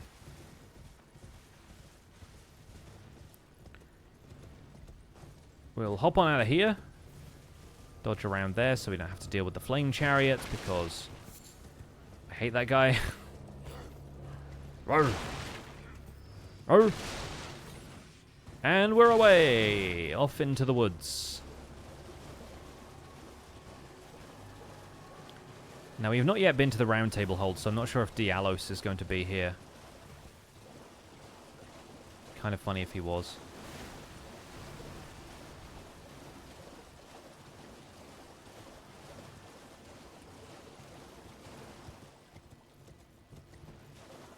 You want to play Elden Ring, attempt my own take on the challenge, remind me that I hate certain foes. Yeah, there's definitely a few of those. There's a lot of hateable stuff in this game.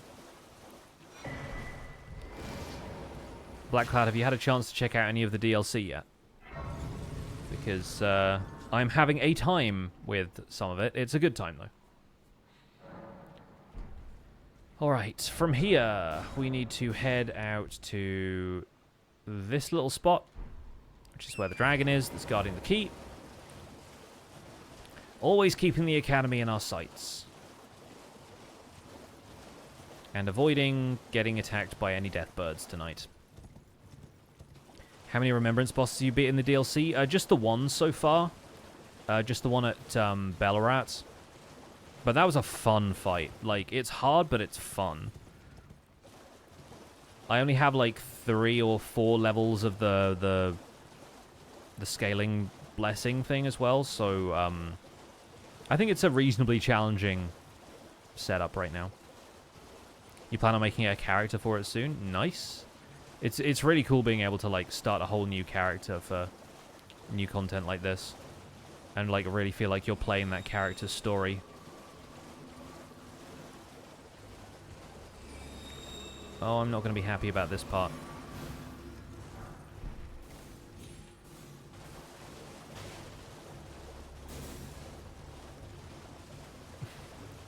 Firing all the magic at me.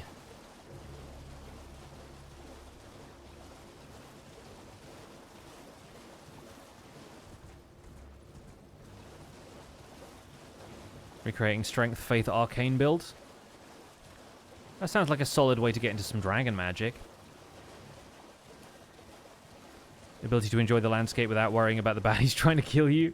I'm glad I can provide a sightseeing tour for those of you who aren't as keen on the type of gameplay in your own playthroughs. Alright, well, I've fought one dragon today. I'm out of here, buddy. Farewell. I've got what I came here for. I have the key.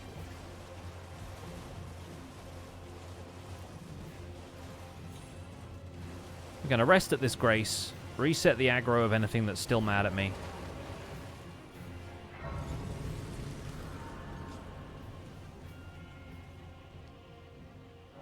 And then we will return to Round Table, not Round Table Hold, Ray Lucaria. There we go. Using those bandit skills to rob the dragon. Exactly. He is good at stealing. He's just not good at fighting his way out of a corner. Well, it is night time, but we're still going to get a foggy view of 4 belfries as we make our way into Ray Lucaria. I think this is the fastest I've ever got to Ray Lucaria. It's a clear night. Not bad.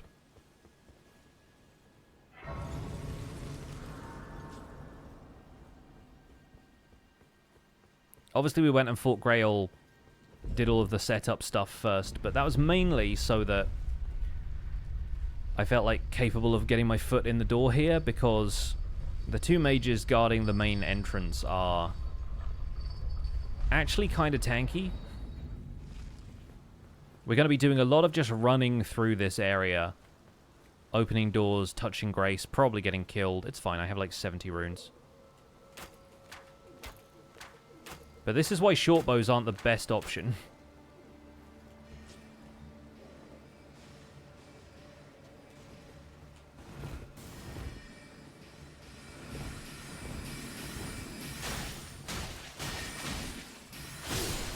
There we go. Oh, he's throwing the book at me.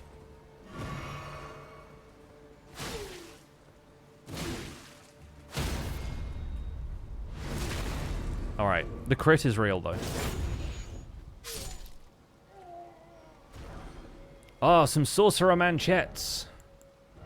These will go well in my new career path. Actually, slightly less statistically good. So, yeah, I guess we'll figure that part out another time. For now, we're going to step around here and avoid the puppets, grab the Grace down here, and the puppets are going to follow me out into the hallway, but that's fine, because as they stab me, I will roll away so gracefully. And we've got the Grace now, so we don't need to worry about that. We've received the grace of the Grace. Absolutely not.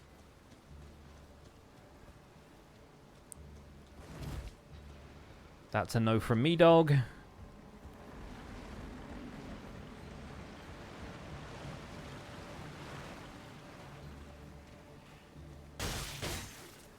That is also a no from me, dog. And this is the tricky part where we have to get around this guy by the door. But we did it.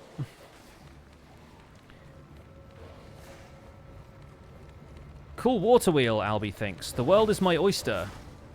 Let me hang out here until another platform arrives and avoid this dog. There we go. Suckers, haha. You've been fooled by the great Albie spellin'.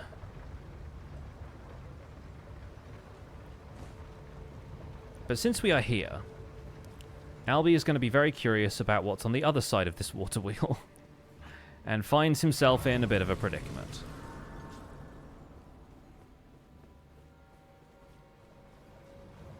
Oh, not that way. What about this way? Here's a guy I can stab with no consequences. Huzzah! Yeah, that seemed to work. Bye, bud.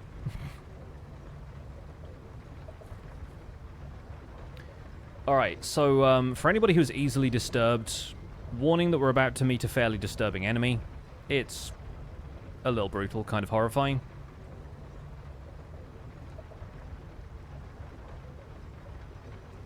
These are probably the enemies in the game that scare me the most, put it that way. I'm going to step down here as this thing tips, and we're going to roll off nice and gracefully. Oh, maybe not roll off, but we found our way here. A smithing stone 5. Oh, what is this? Oh no! And thus it was that Albie Spellin found his way to Volcano Manor.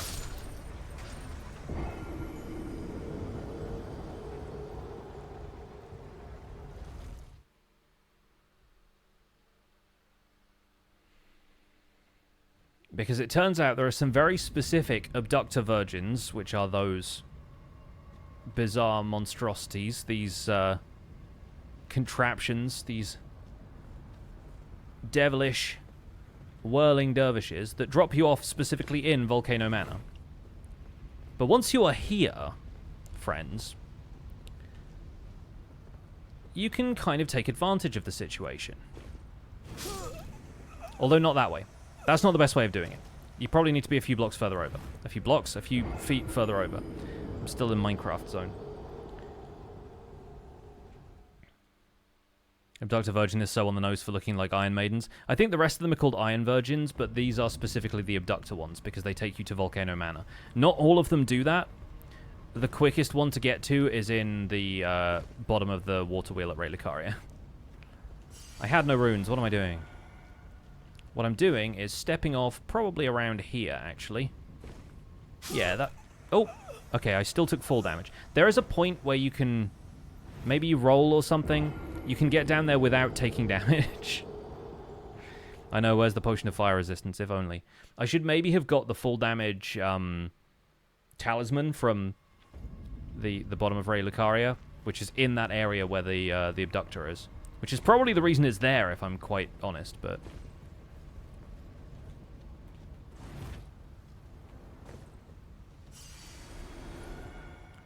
Maybe we should be, like, rolling, like, here or something. Nope, there we go. We made it.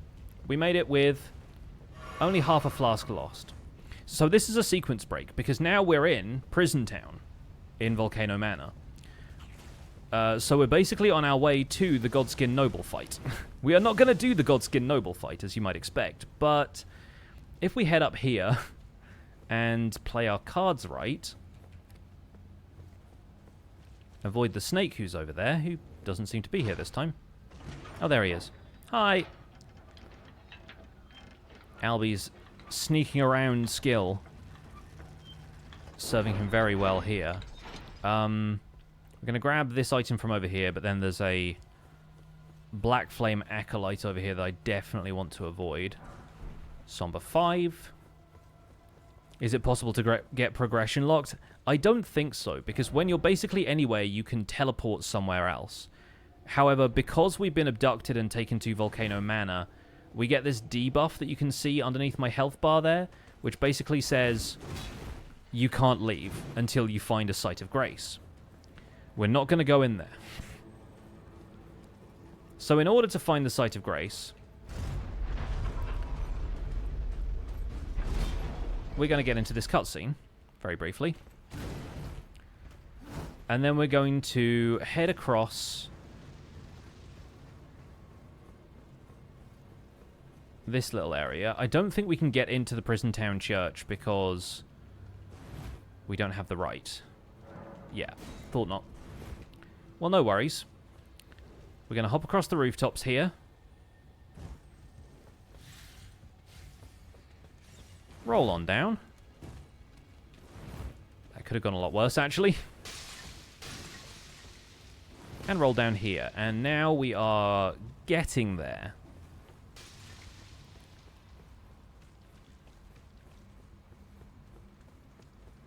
I might have to fight the snake man.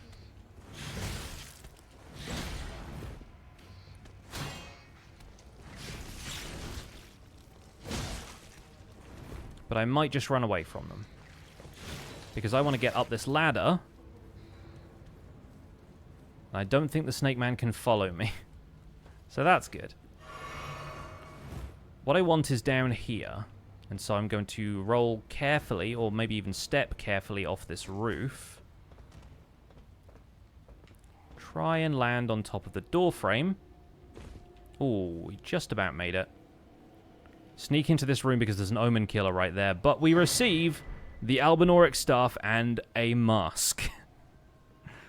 And from here, we can sort of do what we want. But what I want is to not be here anymore. So we're going to sneak out this way.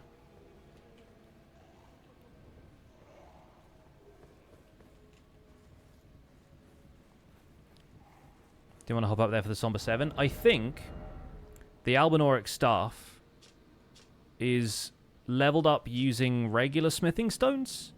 I could be wrong about that.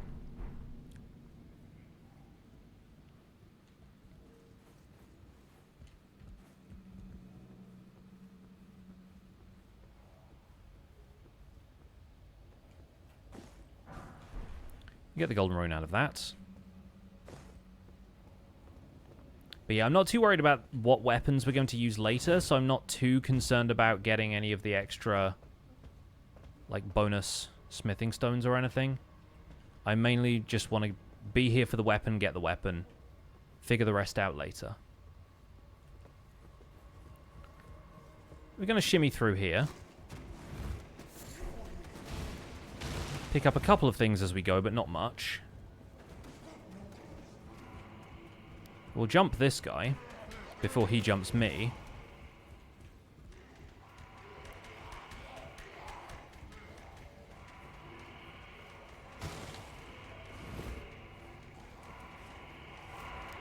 Doorway to the right here.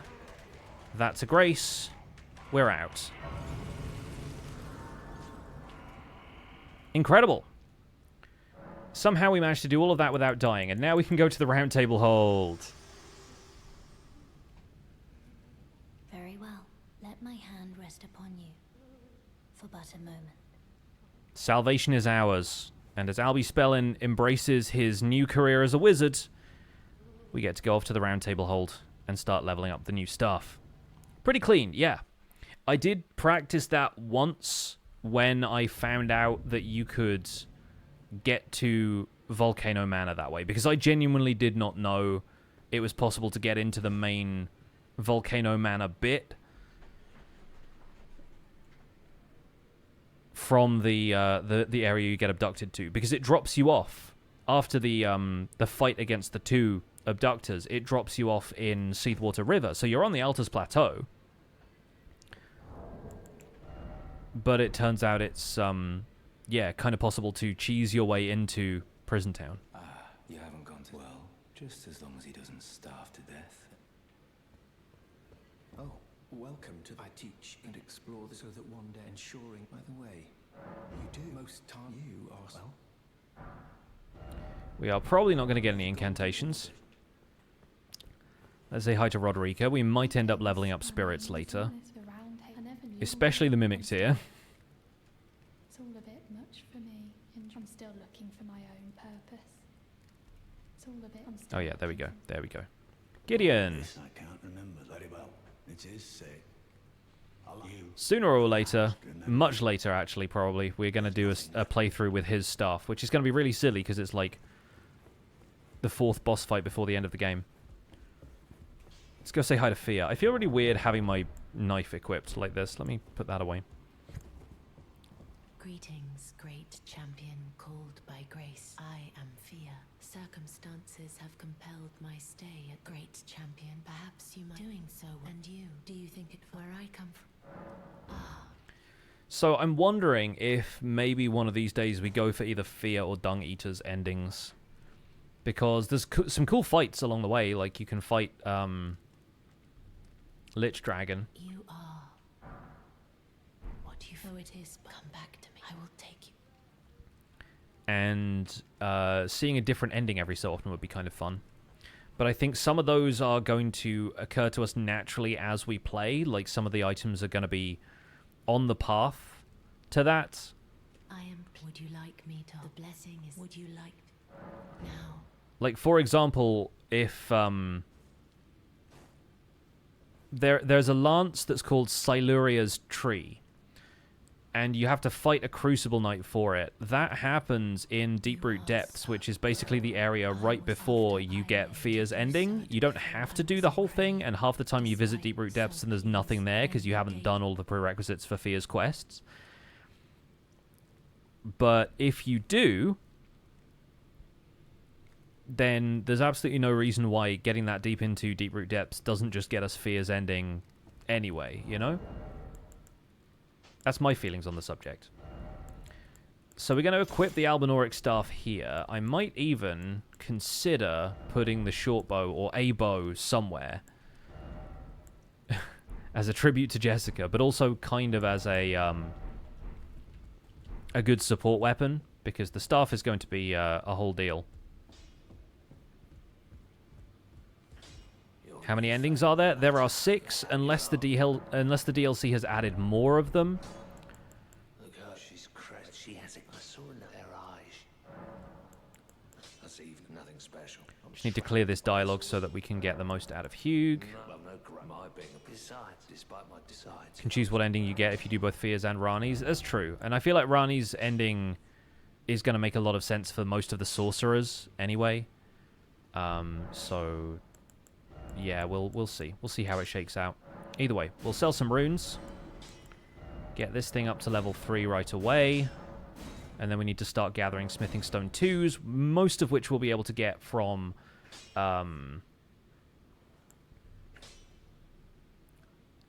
Liurnia and the Ray Lucaria Crystal Tunnel. So that should not be a problem. I need some spells, though. Albie spelling is currently a misnomer. He has no magic. So right now this is just basically a fancy cudgel as far as Albie is concerned. Memorize spells, he says. What have I got to do? Book learning. There's only really 3. There's 2 different endings to sitting on the throne. Yeah, exactly. Like, you sit on the Elden Throne, there's a slightly different filter applied to the graphics. The Instagram filter changes, and you get slightly different dialogue. That's basically it. So, where do we want to go to get some spells? Well, Selen is the obvious choice. However, there is something kind of unique about being a character who has arcane in the stats. And the cool thing about the Albinauric Staff is that it scales with a B in arcane from the beginning, like from pretty early. It might be a C and then we've upgraded it to a B, but either way, the Albinaurics cast sorcery using their innate arcaneness. And arcane specifically lends itself to a couple of different varieties of spells. There is one set of spells that requires intelligence and arcane in order to use, and it's the Claymen sorceries that you get from Siofra River. So that's probably where we're going to go next. I'm going to run away and get a quick snack and a... I didn't get a snack earlier, I just talked to my partner, so I'm going to get a snack, I'm going to grab some more water, because I'm starting to feel a little bit hungry. But then, yeah, I'm going to be back in a few seconds, and then we'll be able to continue, and we'll head down the Siofra River well and see what awaits us down there. Be right back.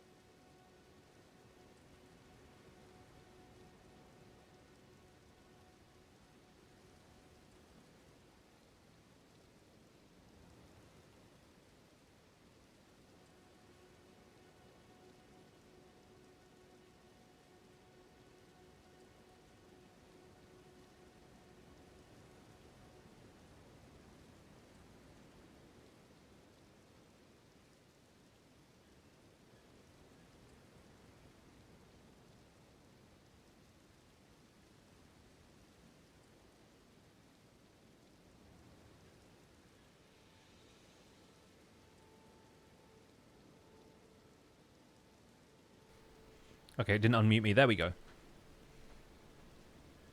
Just finishing a little bit of biscuit. There we go. So, through the Mistwoods.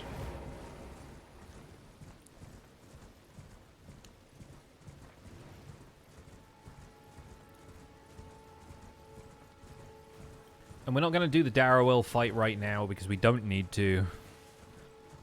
Even though Blythe and the Mistwood and all of that, like, it's all kind of entangled, we don't actually need to worry too much about it if we go to Siofra River first. We've already done one sequence break. What's another between friends? Very important question. What biscuit? They were nice biscuits from Aldi.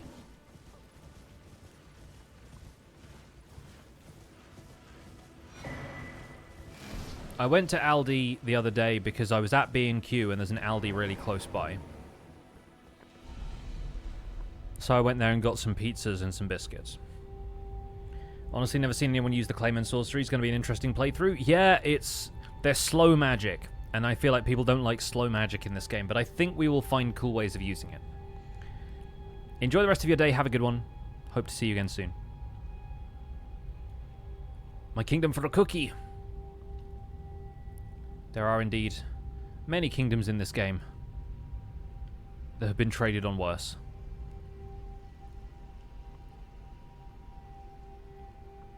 Never get tired of this elevator ride. Never, never, never.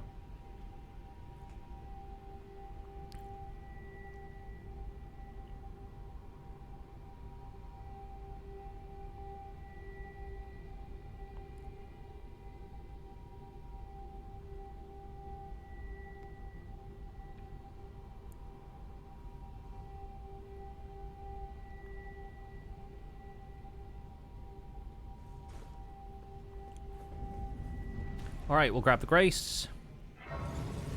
We'll also start grabbing the Glovewort and stuff. Because that tripped me up last time when I needed to upgrade summons. I will not let it do that again.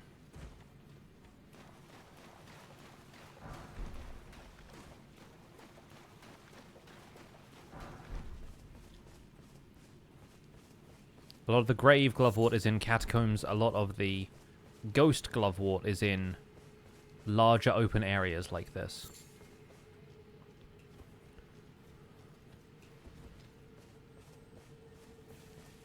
So we're going to avoid most of these fellas because they are not going to be very kind to me at my current level. And I'm not going to be very adept at taking care of them with my current weapons. We'll grab some of these bits and pieces as we go, though. And, ooh, that bubble seemed kind of fun. I wonder what we can do with that. So here's the thing. If we get up on here, you can do this with the horse as well. I think it's slightly easier to do with the horse. Never quite figured out what the golden centipedes and stuff are for. There's a lot of crafting recipes in this game that I simply have not used. And I'm kind of curious if we'll ever end up using them for one of these playthroughs.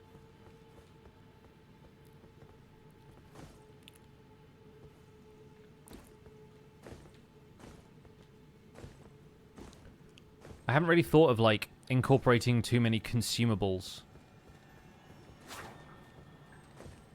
into these playthroughs just as and when, you know? But we could do it. So how is it best to get down here? I think this way? Yeah, okay, cool. And now we need to drop off here and we need to hit this bug.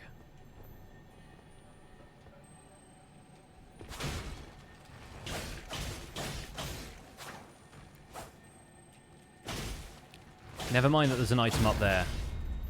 I got me a bug to kill. Come back. I need the spell. It's part of my whole deal. My whole thing. Yes. Oracle bubbles, baby. It's a bouncing, bubbling baby boy.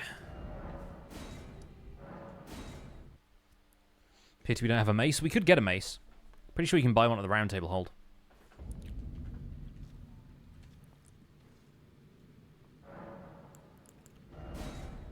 So this needs 19 intelligence, 15 arcane.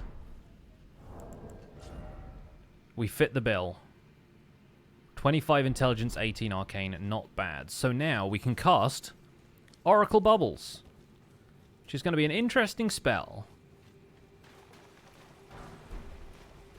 I'm kind of curious to see how it works against the locals. Probably not well. I imagine they're fairly resistant to their own magic. But we will see.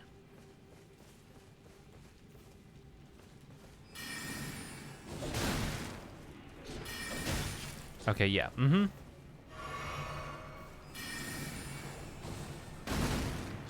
Okay, that's something. So the thing about spells like this, aside from the fact they're going to do a lot more damage once they are scaling a little better. Okay, that one does a lot of poise damage, which is incredible.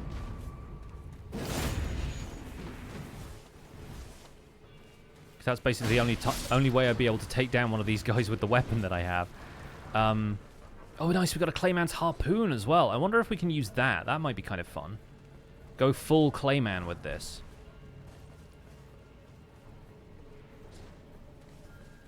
I need to find out where the other, like the Greater Oracle Bubble spell is as well.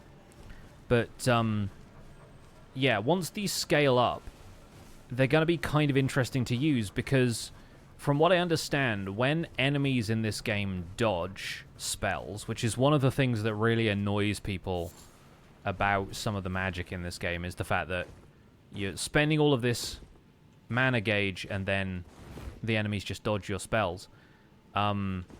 They're reacting to the casting animation, and because a lot of spells are quite quick, you kind of think, oh, okay, I should be using the quick spells to get some quick hits off, and people are surprisingly adept at dodging them. But if they're reacting to the casting animation, they don't care that much about the bubbles drifting towards them, and so if you are tactical about how you use them, you can pretty much guarantee that you're going to get a hit on some enemies that otherwise might be more adept at dodging magic. So I'm curious to see how that pans out for us. In the meantime, we can do a bit of a smash and grab of Siofra River.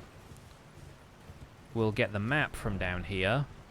And the most important thing is we have our first spell.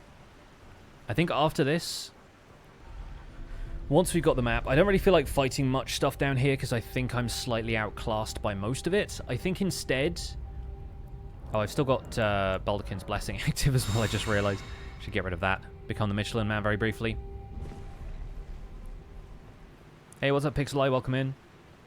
We're going to probably head back to Liurnia and get some more upgrade materials because I really want to upgrade this staff a bunch and deal a ton of damage, and I have a pretty solid way of setting up characters now.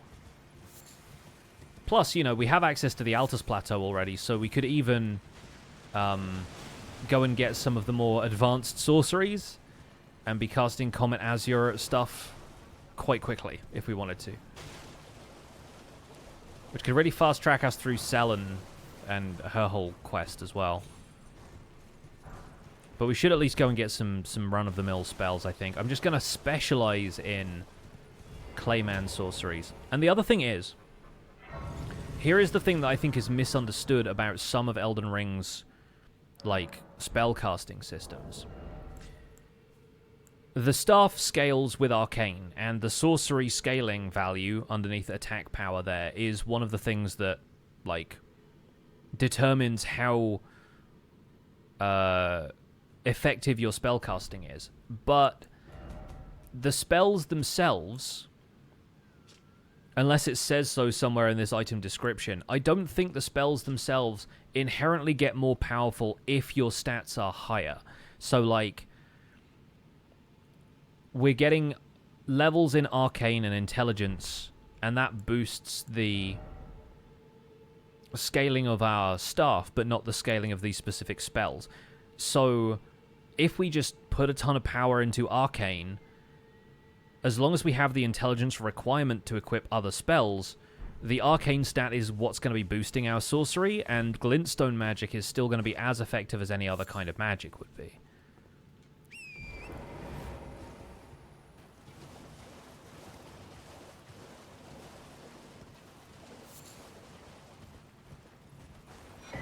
Alright, we have the map now. Trying to think if there's anything else that I would like to get while I'm down here. The answer is probably not. Spells don't level up, they get more powerful by the way of catalysts, level, and scaling. Yeah, exactly. That's what I mean. So, like, just because this staff scales with arcane does not mean I need to use arcane spells. It just means I'm going to be putting arcane... I'm going to be putting points into the arcane stat, so my other weapon choice is going to be affected by that, but it's nothing to do with what type of magic I have to use. It just so happens that certain magic has certain requirements. If we're going to be leveling up intelligence and arcane, we'll be able to use whatever spells we want by the end of the game. But having enough levels in arcane is not always going to happen with an intelligence-focused character for them to be able to use spells like this.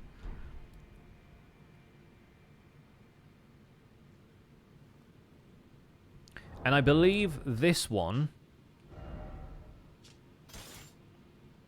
wielded by the Albinaurics of old, I believe this has an effect on Briar sorceries, but those I think require faith because they're a weird like subset of the Erdtree thing. They are sorceries, not incantations, but they are faith-based sorceries. It's like the inverse of the Golden Order fundamentalist stuff. So yeah, I'm not entirely certain what we'll end up doing that way. Anyway, let's go back to Liurnia, and let's go. I don't know if Raya will even be there because we've already been to Volcano Manor. I'm not sure how that works. But again, sequence break. Curious to find out.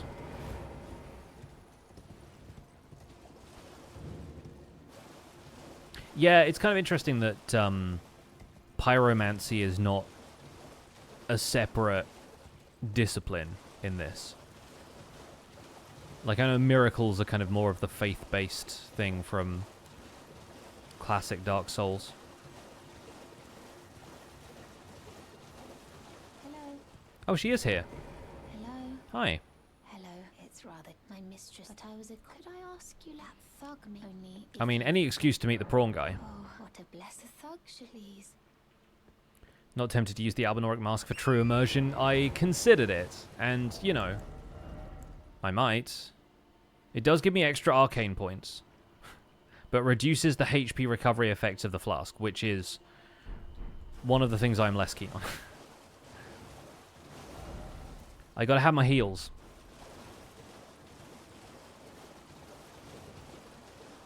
Not nighttime yet, is it? Feels like there's always stars out over Liurnia.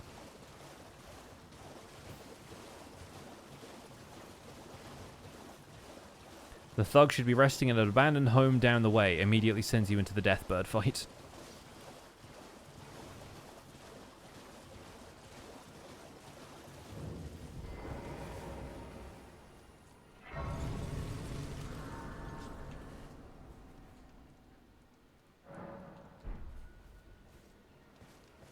What are you looking? Trying to start something, mate? Show me. And I'll consider, but I'm not in love with it or nothing. You're a shrew. First. Alright, we had more than 1,000 runes, so that's good. Alright, things no damn you. Your bloody idea, mate. Oh, piss off. What is it now? Oh, I see. You want some of me prawn? Alright then, I could be. Albie and Boggart do feel like they would get on pretty well, I think. Oh, alright, well, but it ain't my... Anyway, lucky she ain't that. Your time. Can you see it then? I can't see it. Makes no blood cruel bloody joke. Maybe something the Erdtree himself. Never met someone with a taste for prawn I couldn't trust. We'd make good mates, I reckon. I'll be seeing you. Nice. Boiled prawn, my beloved. I don't use the consumable, like, buff items like that often enough. I probably should.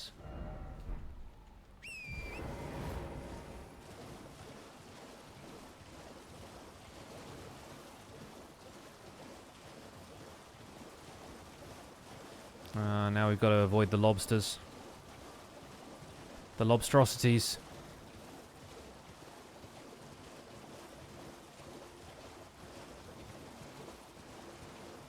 Boiled prawn, but not this kind of boiled prawn.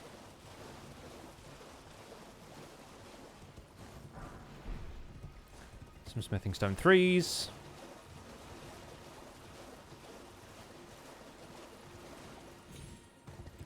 So my fellow Albinaurics.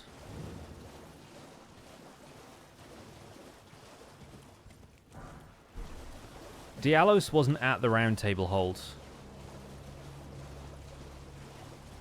when we were there.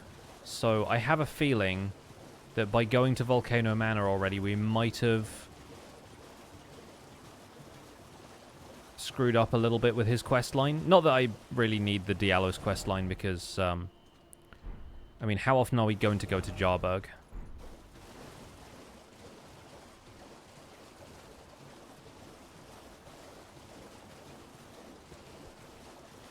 I would like to go more.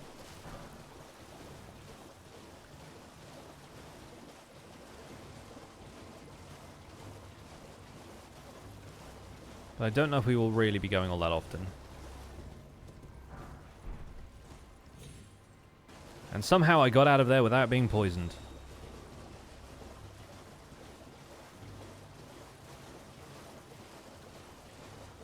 One of these has a teleporter in. I think it maybe takes you to the Church of Vows or somewhere. I forget. But it's this one, yeah. So we're going to avoid that one. Albie is a sneaky one. He is.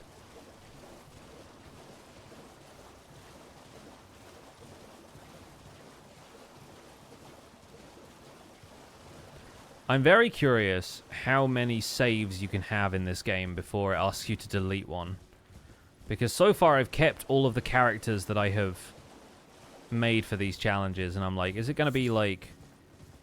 Is there going to be a limit? Is it going to be 128? Is it going to be 256? Like, where's the cutoff, you know?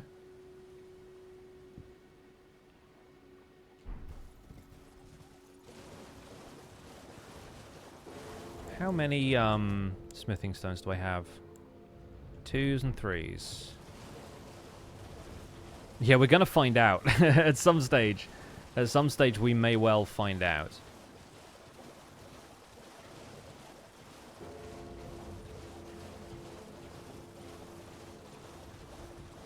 Am I going to get the grace under the trestle? Yeah, I think we will. There's another one of the abductors down here, but it's a regular one, not one that actually takes you to Volcano Manor.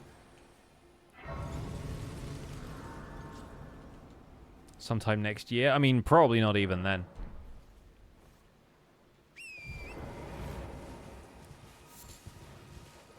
And honestly, if I've kept this up and we're still playing Elden Ring within a year, I am very curious to see how many people stick around for it.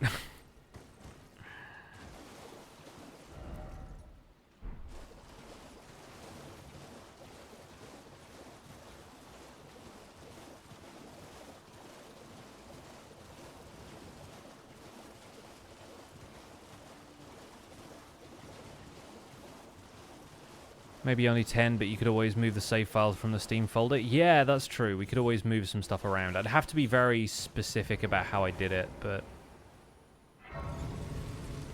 Thing is, I don't have any particular sentimental attachment to any of these characters, but... their legends are being written as we play the game.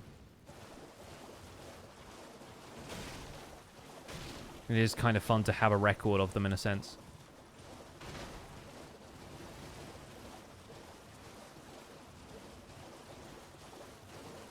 It's gotten a little bit foggy down this end of the lakes.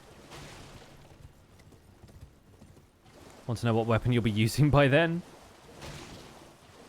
Well, if it's 10, it'll probably be one of the DLC weapons at this rate, because I've got my main character, I've got 2 versions of Barefist Steve, one who's in New Game Plus, and one that I'm currently using to play the DLC. We've got Aaron G. Stone, Alan Bastelord, Jessica Albinauric, and now Albie Spellin. So we're honestly most of the way through 10 already.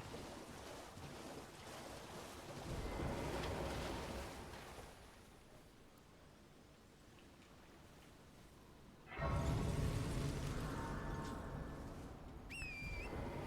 going to head down here. We're going to grab a few more smithing stones from Ravineveld Village. I will probably circle back to the rest of Liurnia.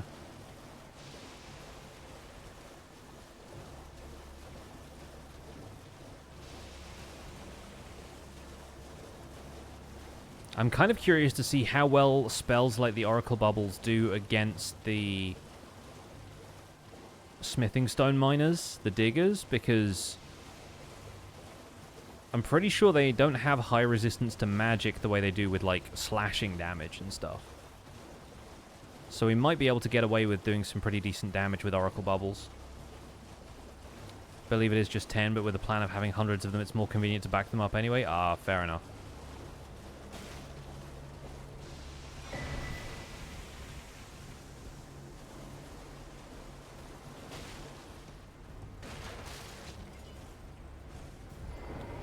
I thought I picked that up. Apparently I did not. There we go. Oh, wrong place. I was looking for the stairs.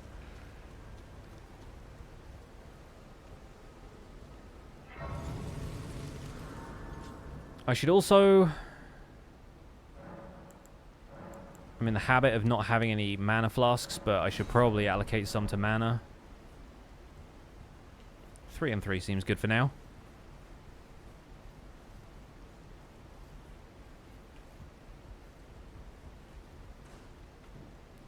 We need a light in these dark places. So in terms of arcane scaling weapons, this is where we run into a bit of a roadblock, because... Alright, not bad. There's a handful of them in the game, but there aren't too many. See you later, Pixely. Have a good one.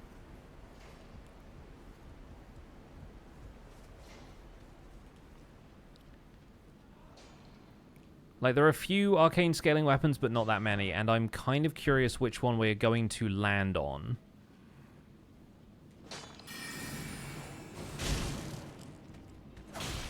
Okay, yeah, 5 damage is not going to cut it, I'm sorry.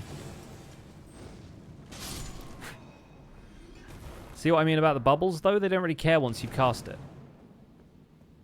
It's also not a very high FP cost spell. So I reckon we can get away with using that a fair bit.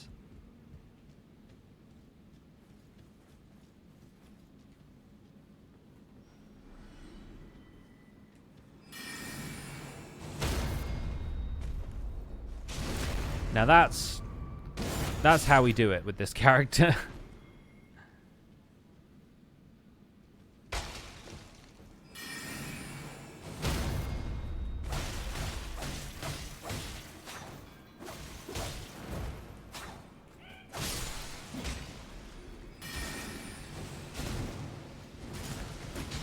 Unfortunately, that is also how we do it with this character.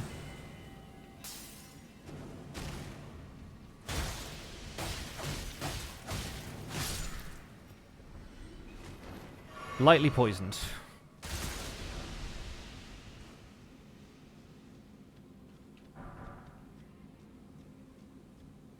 But that's fine. All we got to do is find a grace, and I know where one is.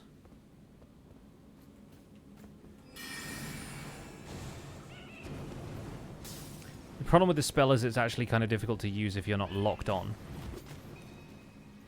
And I did not have enough mana for that one.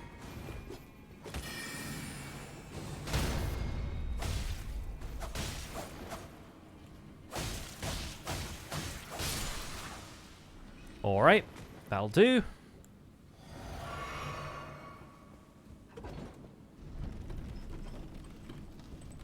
Yeah, I was trying to get the crits on each of those, and I think I maybe got a little bit too overzealous, getting into, like, the stabby motion again.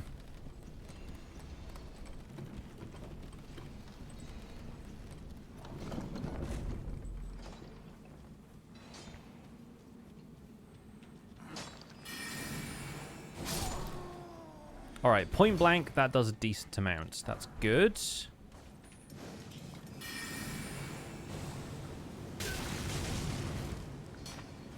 He used Flamethrower, I used Bubble Beam.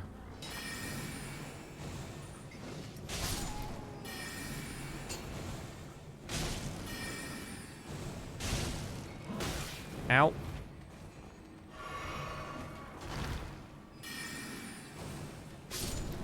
See, they just don't care about the bubbles once they're out. They're always reacting to, like, the animation.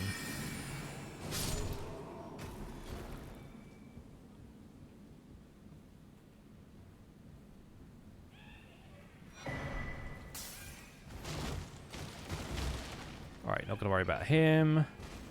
Just gonna grab this smithing stone. Oop. Ah!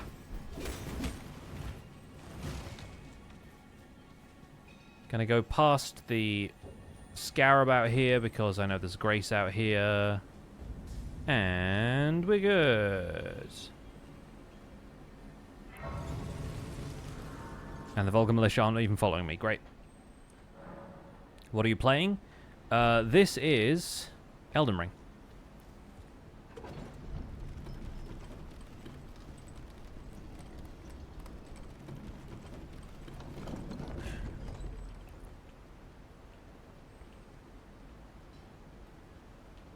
Now the question is, which of these enemies do we want to take out first? The militia or the bat?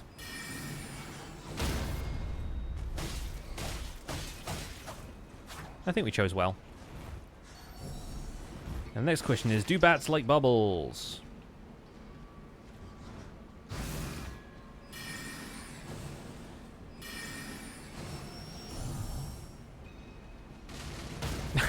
Incredible.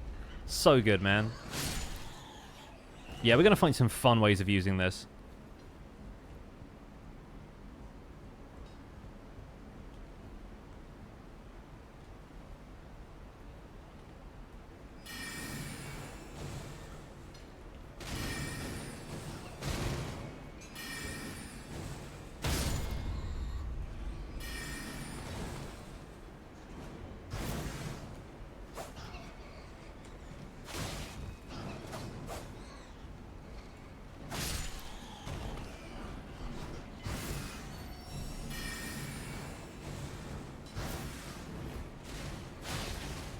I think the bubbles hit the other one, though. That was fortuitous. Good timing.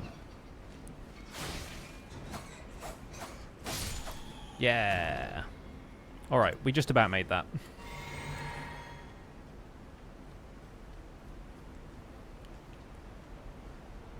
think you can get another somber smithing stone if you go that way. Another regular smithing stone if we go here. Yes, this is the are you having a bubble bath attack, definitely.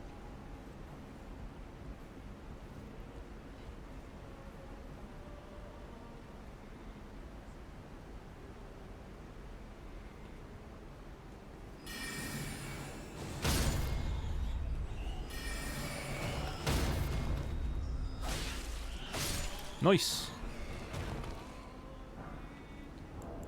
How are we doing on smithing stones? That's 8 smithing stone 4.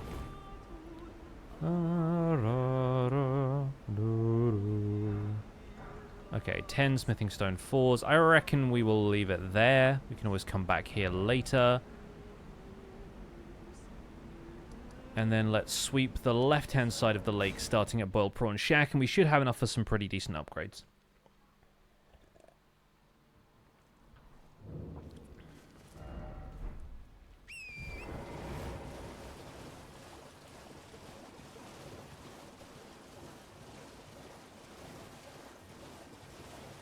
It's looking good.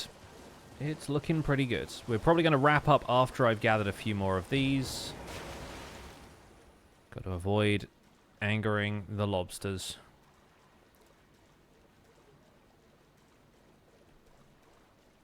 Streblo.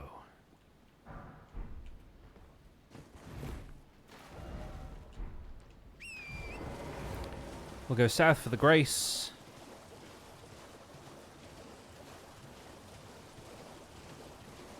We can convince Jimmy to stream Elden Ring again. The bubbles are a must. Yeah. Ollie said that Jimmy enjoyed his time playing Elden Ring, so who knows? We might be able to get him back in here.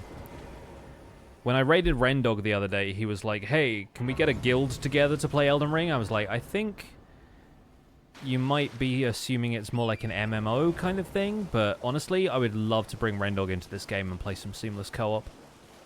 I don't know how quickly the Seamless Co-op mod will be updated for the DLC stuff, but I am hoping it happens with relative haste, because there's some really fun stuff that it'd be good to explore, like 2-player. And I want to bring Zloy XP back for the continuation of, or, I don't know, relaunch of our Seamless Co-op stuff.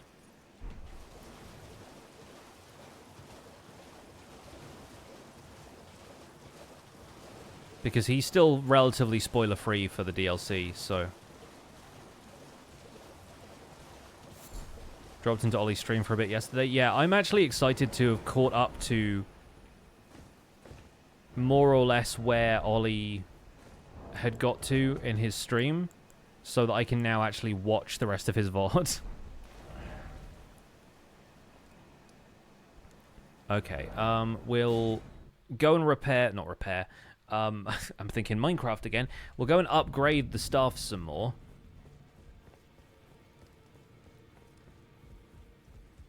And I want to have a think between streams about which shard bearers we're going to go after. Because, you know, Rykard seems like an obvious one because Volcano Manor kidnapped us and it'd be nice to get revenge, but again, Rykard is the one where you fight him with the spear. I don't really see myself using sorceries for that unless we had cold sorceries at some stage, and that would require going through a lot of, like, Rani's quest. I need to figure out what's going to be a good setup equipment-wise. We're going to specialize in sorcery, so we'll have, like, some of the stuff from Raya Lucaria to get, and we'll have, like, you know, a few spells that we want to grab. But I don't know talisman-wise what's going to help with the arcane stuff, or if it's even going to be necessary to help with the arcane stuff.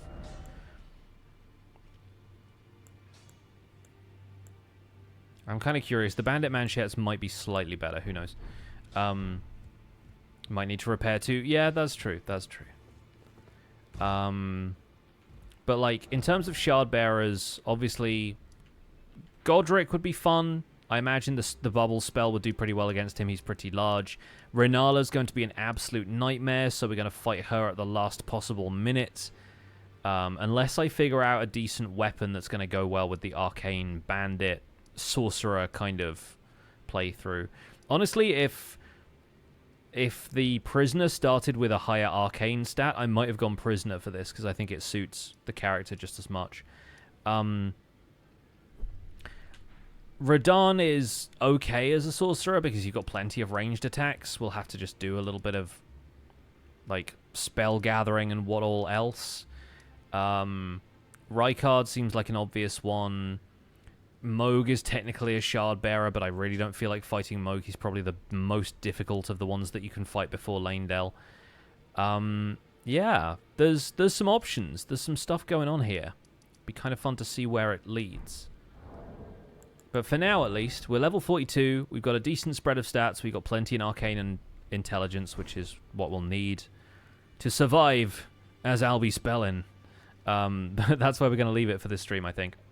Folks, thank you so much for joining me. Really happy we got through the Albinauric Bow playthrough, and we're on to our fresh start. Once again, I don't know if I'll be able to complete this playthrough before we go away. I imagine not. We're going to send you folks over to Hypno. Hypno is playing the DLC. So he started this, I believe, yesterday. It looks like he is fighting the boss of Castle Ensis right now. So, obviously, if you don't want DLC spoilers for Elden Ring, if you haven't had a chance to play this yet, feel free to click away. But we're going to raid Hypnotized, who you will know from Hermitcraft. He's also been doing a bit of an Elden Ring playthrough. He's on day 17, the 17th stream. This is his second playthrough of the game, but obviously the first with the DLC. So, go and cheer him on as he fights Relana. I will see you guys maybe tomorrow, maybe Thursday. We'll see how the streams shake out with having to prep for travel and everything else, but I will catch you guys later. Have a good one. Take care. Bye for now.